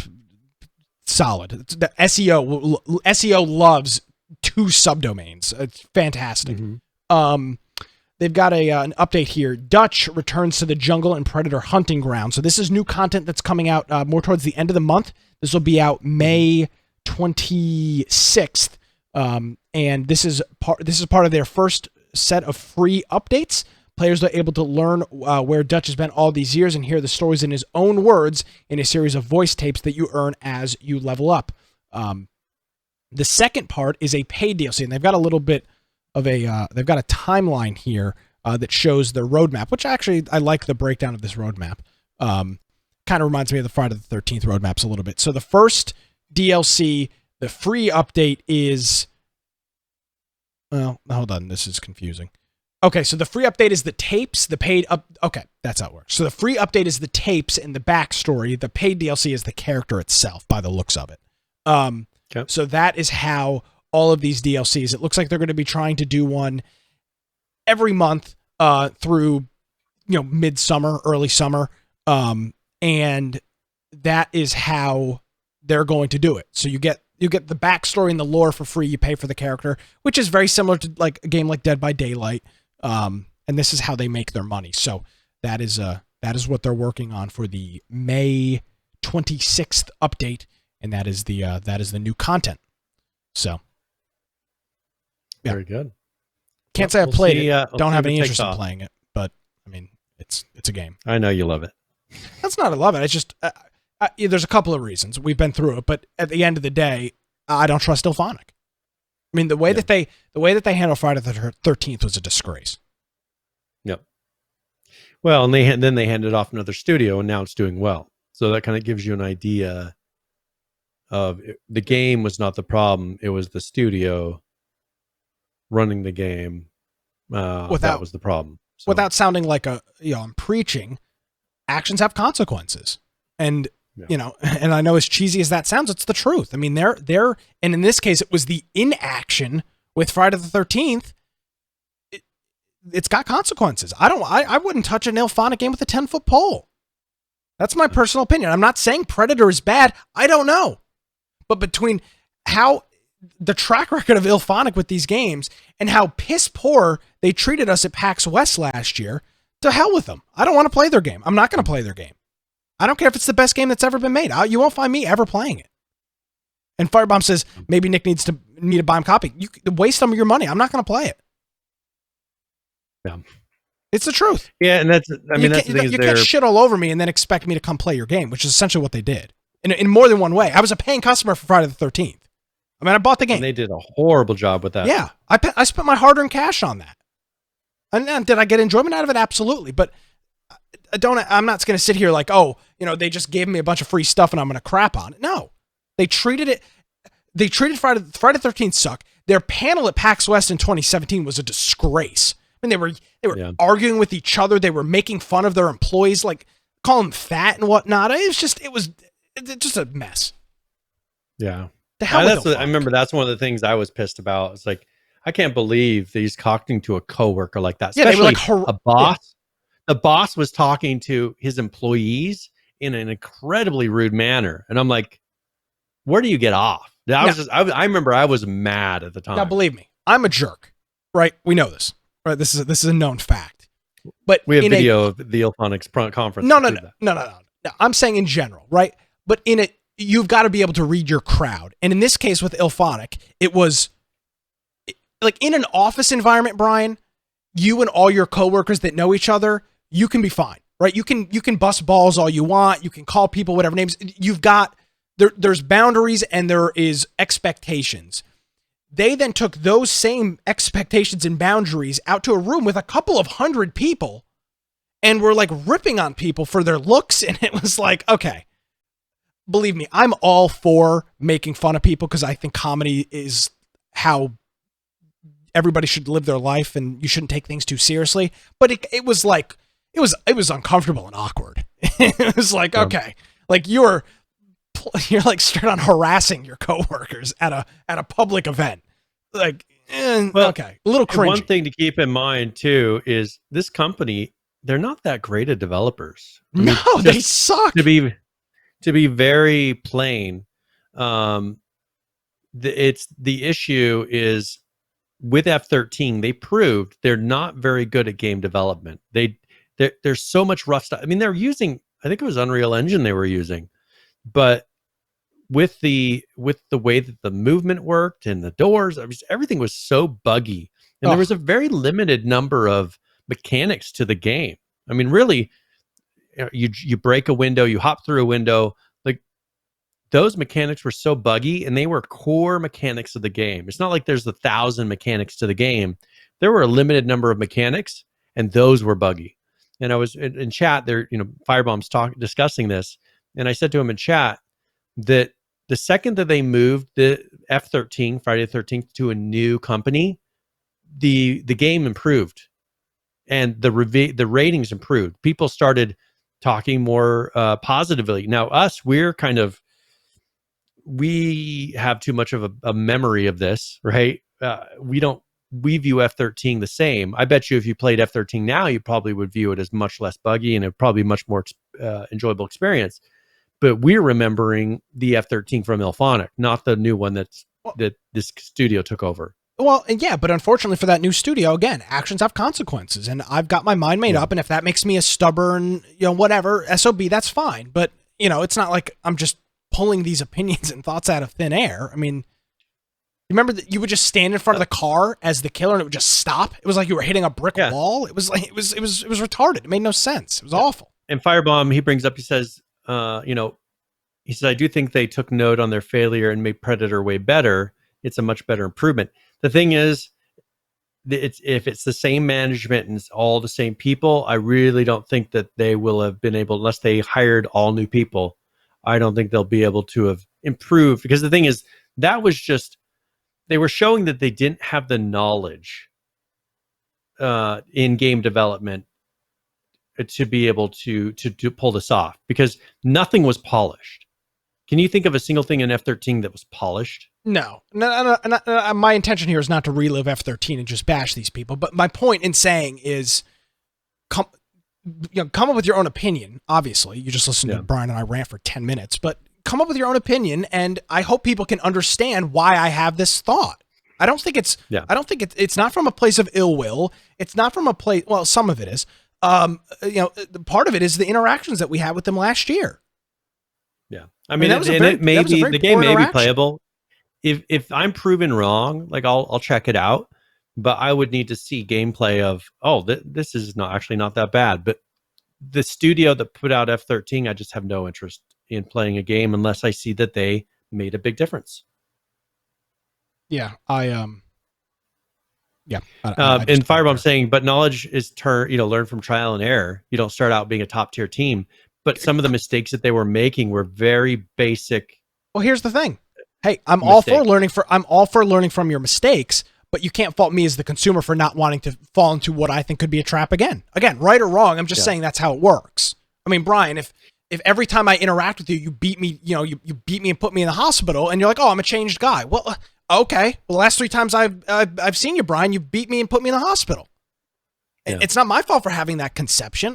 So I'm not saying you can't learn. I'm not saying you can't adapt. I'm not saying you can't grow, but there's a reason I have my opinions, and I'm sticking to them. Yeah. So there you go. Yep. And then we'll see. I mean, I'll probably go and look and try to find some gameplay, watch it on Twitch, see what it actually looks like. And maybe they have corrected and maybe they've learned. It may be a much better game, but we'll see. Yeah. I'll check it out. I'm not going to buy it to figure it out. Absolutely. All right. Enough whatchamacallit, bashing of the Friday the 13th Ilphonic people. Let's talk about something a little happier, and that's Rust. And we've got a couple of videos here, Brian. The first one is from their Dev Vlog 51, and it's showing off a new object or item in game, and that is night vision.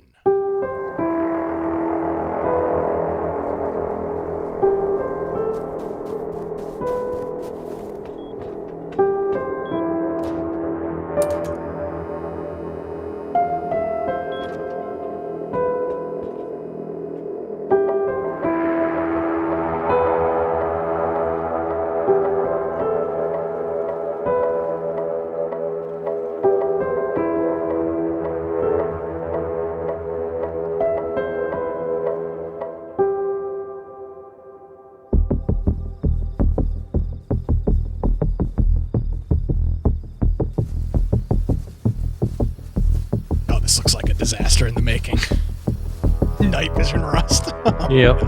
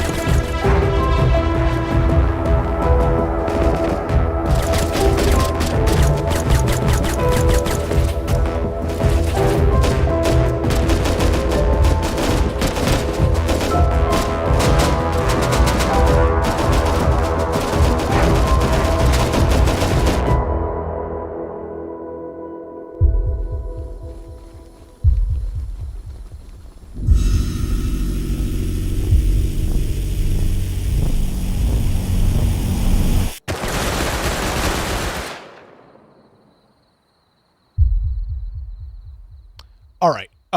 So couple things here. I would say, and I think in an accurate way, that night vision thing probably was spawned from Tarkov. Tarkov is one of the only games, I think, that has done night vision in any sense well. It's super hardcore. Yeah. Obviously, Rust is not Tarkov in terms of its hardcoreness, but I would assume there was some influence from that. Because I can't really, I can't think now. Obviously, Arma does night vision, but yeah, I don't know. To me, I would assume a lot of that is from Tarkov. So that was pretty cool. But then we've also got another video here, Brian, from Shadowfrax with the Rust vehicle. Now, by the way, in the first half of that video, you saw the water systems and the irrigation systems. We showed those in a video a couple of weeks ago. But let's take a look. But now at this. they're in game. So. Yes, sir, they are. So let's take a look at this actual update here from Shadowfrax, and this is his regular weekly dev update. Greetings, survivors and friends, Shadowfrax here, and today I have some big news for you regarding vehicles in Rust. Hot and fresh out of the rusty garage. Early on today, I was umming and ahhing about whether to make a video because I wasn't sure whether you'd appreciate experiencing deja vu, as pretty much everything in this month's update's been covered quite well by yours truly already, but then I got some rather hot news, and as every day is Groundhog Day for most of us at the moment anyway, I thought, why not? So, after months of careful tinkering, the plan currently is to open up vehicles for public testing this month on Monday the 18th. This will happen on the staging branch, initially in a separate beta, then, after June's update, on staging itself. The plan then is to merge them to the main release branch, that's the one most of you play on normally, in July's update, which means there'll be plenty of time to break things during May and June so that hopefully when they're finally rolled out for everyone, it's not an exhausting experience for the team. I also, as you can see, managed to snaffle a few new shots of said vehicles in their current state, along with the vehicle lift, which will be necessary for customizing them and will be something that players can deploy in their bases.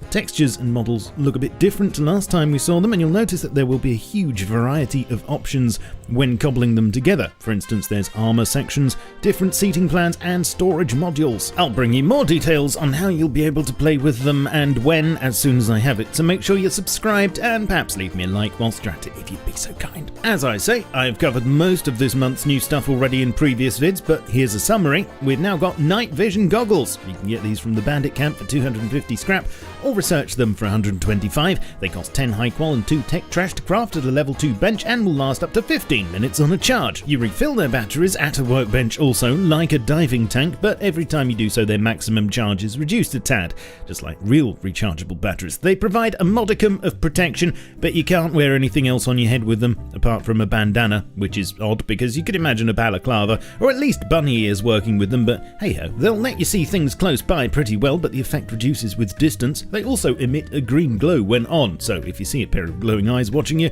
you might want to start running. Just to note as well that you can still look down scopes and use binoculars whilst wearing them, and also use them underwater, if that interests you at all. Talking of scopes, there's a new overlay. That's nice. Other new items this month, as discussed already, are an electric heater, which costs 200 francs at a level 1 bench to craft and uses 3 power in return for keeping your bits warm, and 3 new items to help with farming. A pump that can be used to slurp up fresh or salty water, a powered purifier for getting rid of the salt, sadly doesn't work on players, and a fluid combiner, which is the evil twin of the fluid splitter and really shouldn't require any sort of explanation. As well as this, as I mentioned last week, there was a tidy up of monument puzzles to block access to shortcuts and put hackable crates on oil rigs behind red keycards. This also means that now the Chinook will drop them on land once more. Other tweaks have seen an increase to the decay of certain deployables outside of cupboard range, such as solar panels, chairs, sprinklers, water barrels and large furnaces. Minicopters decay more slowly, 240 minutes now instead of 180, and in works in progress, a companion app is on the way to help you know what's going on in-game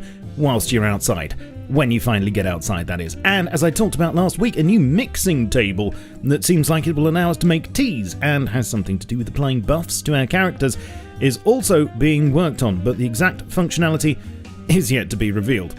I just hope it comes with biscuits. Follow me on Twitch, where I stream Mondays, Wednesdays and Fridays. You can support me on Patreon, like these amazing chaps on the right, and stay up to date with my content on Twitter, Facebook, Discord and my Steam group. All the links are down below. I shall catch you all soon, but in the meantime, keep calm and stay rusty. Cheerio.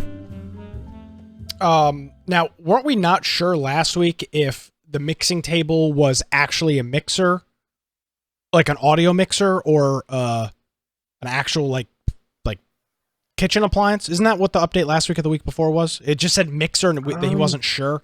Or am I insane? I don't remember that, but maybe it was mentioned. I'm probably insane. It's all right.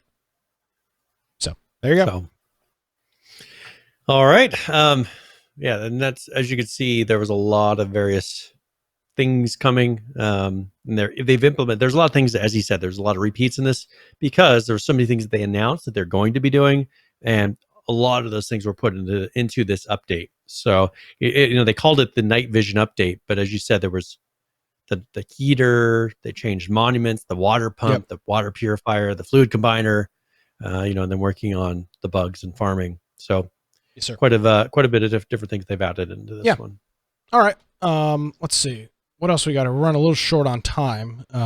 What do we need to get to? All right. here? So we'll go through ARC here really quickly. Okay. So 310.67. Of course, once again, they improved the anti-mesh detection logic. They fixed a number of exploits and server stalls still. That's been something that they've been really trying to figure out. Then they tweaked the bees a bit. 310.68. They fixed an oversized pain volume on Extinction. I don't know what a pain volume is. I don't know. My only thought is like when you hit something like fire or something. Yeah, or I was thinking when you hit something and it like goes or whatever. Like, is that pain, like literal pain volume, like the sound? No, I wouldn't think that was. I would think it'd be more of like something that you touch and it hurts you. I think that maybe that like outside of the zone that it should be damaging you. It was. That's the only thing I can think of. And then they had a server only one that fixed some bugs in the transfer system and added additional protection to character downloads in invalid cases. So that brings us to current. All right, cool. Let's look at a hide or die real quick. We've got a couple things in this update. This is update 1.1.0. Nice number there. They've added new maps, the swamps. We've added a new map and may bring back some nostalgia from the Kickstarter where it was first featured. So I guess they've retooled one of those original maps. The Krampus Hunter is now enabled for the backers of his tier and will be available to all in Season 2 as a part of DLC. Lots of balancing and bug fixes. Golden Boy DLC. You've asked for additional ways to support us, and now you can do so. So this is similar to Unturned's premium thing, where it's like $10 or $5 or whatever, and you just essentially are supporting them. So they've added that in there, and then they've done some localization updates across the board with help of members on their team and whatnot. There's also a bunch of changes and fixes and whatnot in this patch, but overall, new map and some new characters available and some changes and bug fixes and whatnot, balancing and quality of life. Nice. So, this is one that was released not too long ago, correct? I mean, this was something. Been out a month, maybe 2 months. Yeah, month and a half. All right. Let's talk about Dead by Daylight real quick. We've got just a quick update here from them. It's a hot fix. My Amazon device just started talking to me. Scared me. I thought somebody was in my apartment. We'll tell you if someone walks in behind you. No. I don't know what it's doing. It's just talking. This is a 3. And it was like asking me a question. It was like, "Do you want the blah blah blah blah?" And I just see it spinning, and I was like, "Leave me alone." This is update 3.7.2. You want to cancel the self-destruct sequence? I don't know. My heart's racing now. I feel, Jesus Christ. This is just a bug. This is just a whole bunch of bug fixes. Nothing super crazy on this. Just little issues that cause killers to get stuck, survivors to get stuck. Nothing insane on that. So the Dead by Daylight hotfix 3.7.2. So there you go. Very good. And then I'll move. We can talk about this other game later. We can talk about it next week because it's new game. And then finally we've got Apex, which is a game I know a lot of people still are playing. Coming a bunch of things coming to season 5. They have added some new abilities. They've added a new legend. Her name is Lobra, Loba. I don't know how that would be pronounced. Loba. Her abilities include tactical, which allows you to teleport to hard to reach places. Lets you teleport to hard to reach places or escape trouble quickly by throwing your jump drive bracelet. So it's some sort of like little warp drive thing to get you to a different area of the map. The ultimate, which places a portal device that allows you to teleport to nearby loot to your inventory, so you can pull in items by throwing this little device down. So that's pretty cool. And then the other ability is called passive, which is Eye for quality, and it allows you to nearby epic and legendary loot can be seen through walls, and the range is the same as the Black Market Boutique. So they've got a couple new abilities there for this new character and a map update to Kings Canyon. They've added some new POIs, and they've got rid of a couple as well, and just a bunch of other changes and things for their battle pass. And they elaborated more on the reconnect system, which is something that they introduced a couple of weeks ago at this point. And yeah, so overall, a pretty large update. If you're a big Apex person, I'd recommend you go and check out the show notes for that. Very good. All right. I think, is that everything? As far as I believe so. Yes, sir. Cool. Well, if that's all we got on that, let's quickly take a look at some video games and the people that are currently playing them. Let's start it off with ARK Survival Evolved, currently playing 50,971. The 24-hour peak, 79,988. And the 7-day peak, wow, 90,893. Fantastic numbers from them. But look at this. Currently playing Rust, 58,045. The 24-hour peak is 82,433 with a 7-day peak of 102,271. So that's fantastic numbers over there from the folks at Rust. Currently playing 7 Days to Die, 17,645. The 24-hour peak, 20,076 with a 7-day peak of 25,633. Conan Exiles, 9,999 people currently playing, one shy of 10,000 as of this minute. The 24-hour peak, 14,345, and 15,964 is your 7-day peak. And finally, Deadside, currently playing 2,185. The 24-hour peak, 2,970, with a 7-day peak, not bad, 4,407. And that is current players, all of the games that the peoples are playing on Steam, because we can't track anything else. So, yep, we did it right. Very good. All right, we ready for tip of the week? Yes, sir. Absolutely. What do we got? All right, either I give a general gaming tip or one for a specific game. And I figured, hey, why not the Culling? Because everybody will be playing No. it in the next couple of days. So Tip of the week. Tip of the week. Tip of the week is canceled. We're not no more tip of the week. No, we're doing the Culling. You're I gonna am like not. it too. I will. What are you gonna do? Play the intro for me? What are you gonna do? Hop on a plane over here and come over here, whoop my ass to play the intro? I refuse to play the intro for the Culling.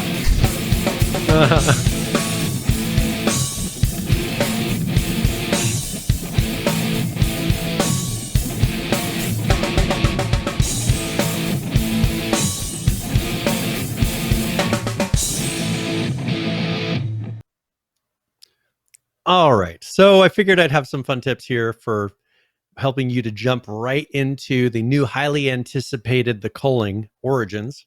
You may have forgotten, but there are some unique things in this game that I think you should try. First of all, if you're fully geared, you want to still keep opening crates because you want to open crates to prevent other players from getting those items because there's a limited number of areas that you can loot. And so you want to make sure you get those for yourself.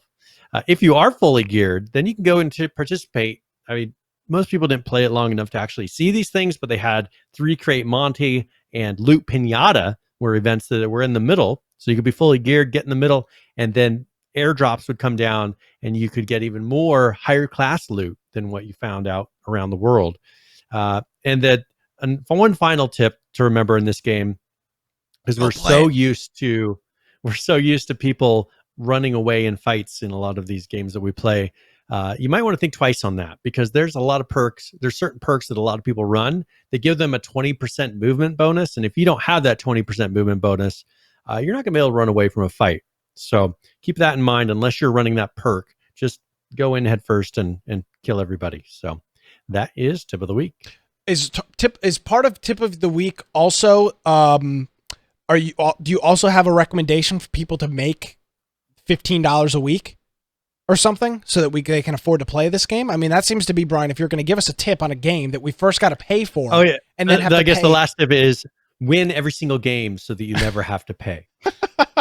Oh, I forgot about that mechanic. Yeah. Just always win. Just get good. If you win every single game, you will never, I mean, so imagine the person that like creates an account so they can have like the undefeated account.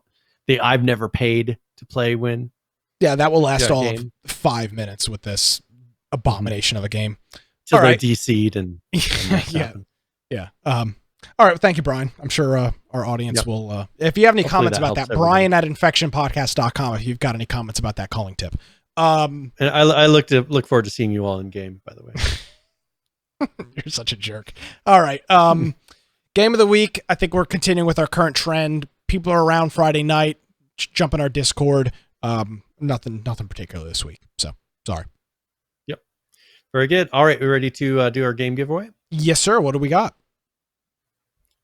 Okay, so let's go ahead and close this. I want to thank once again Firebomb for donating a list of games, and this is one from Firebomb. And we will draw. Congratulations, Valp won. Oh, so yeah. Valp 1 has won. So congratulations. I will send you a message on Twitch, and then you'll be able to redeem that. Congratulations, Valp. Thank you very much. And also, again, thank you to Firebomb. All right, yes. Brian. Thank you very much for the donation. Where can people find you out on the net these days? Well, if you want to find me at Boise Computer on Twitter, I don't post things really, but I read them. So if you want to follow me, and then I will read the things that you post. Also, my blog, biteoftech.com. I don't post things, but well, I don't know. With that, you can do whatever you want. But of course, our website, we do content every single week. So if you go to infectionpodcast.com on the right-hand side, you'll notice there's a join our server on Discord. If you do that, you will be able to submit news throughout the week. You'll be able to participate in various games that we're all playing throughout the week, and you can be a part of the discussion. If you want to watch our video form of the podcast, you can do that through Twitch, through Mixer, through YouTube, and BitChute. Also, we have our audio-only form. So if you go to the lower right, you can see all those different platforms that you can listen to our audio recording of the podcast after the fact on whatever device or platform you'd like. And then we have a link also for our extras. So if you enjoy our pre and post shows that we do, Judd has been nice enough to go through and clip those and post those every week. And so those get, I think, more views than our podcast does, which, hey, thank you very much. Let's describe that for the audio-only listeners that have never watched live.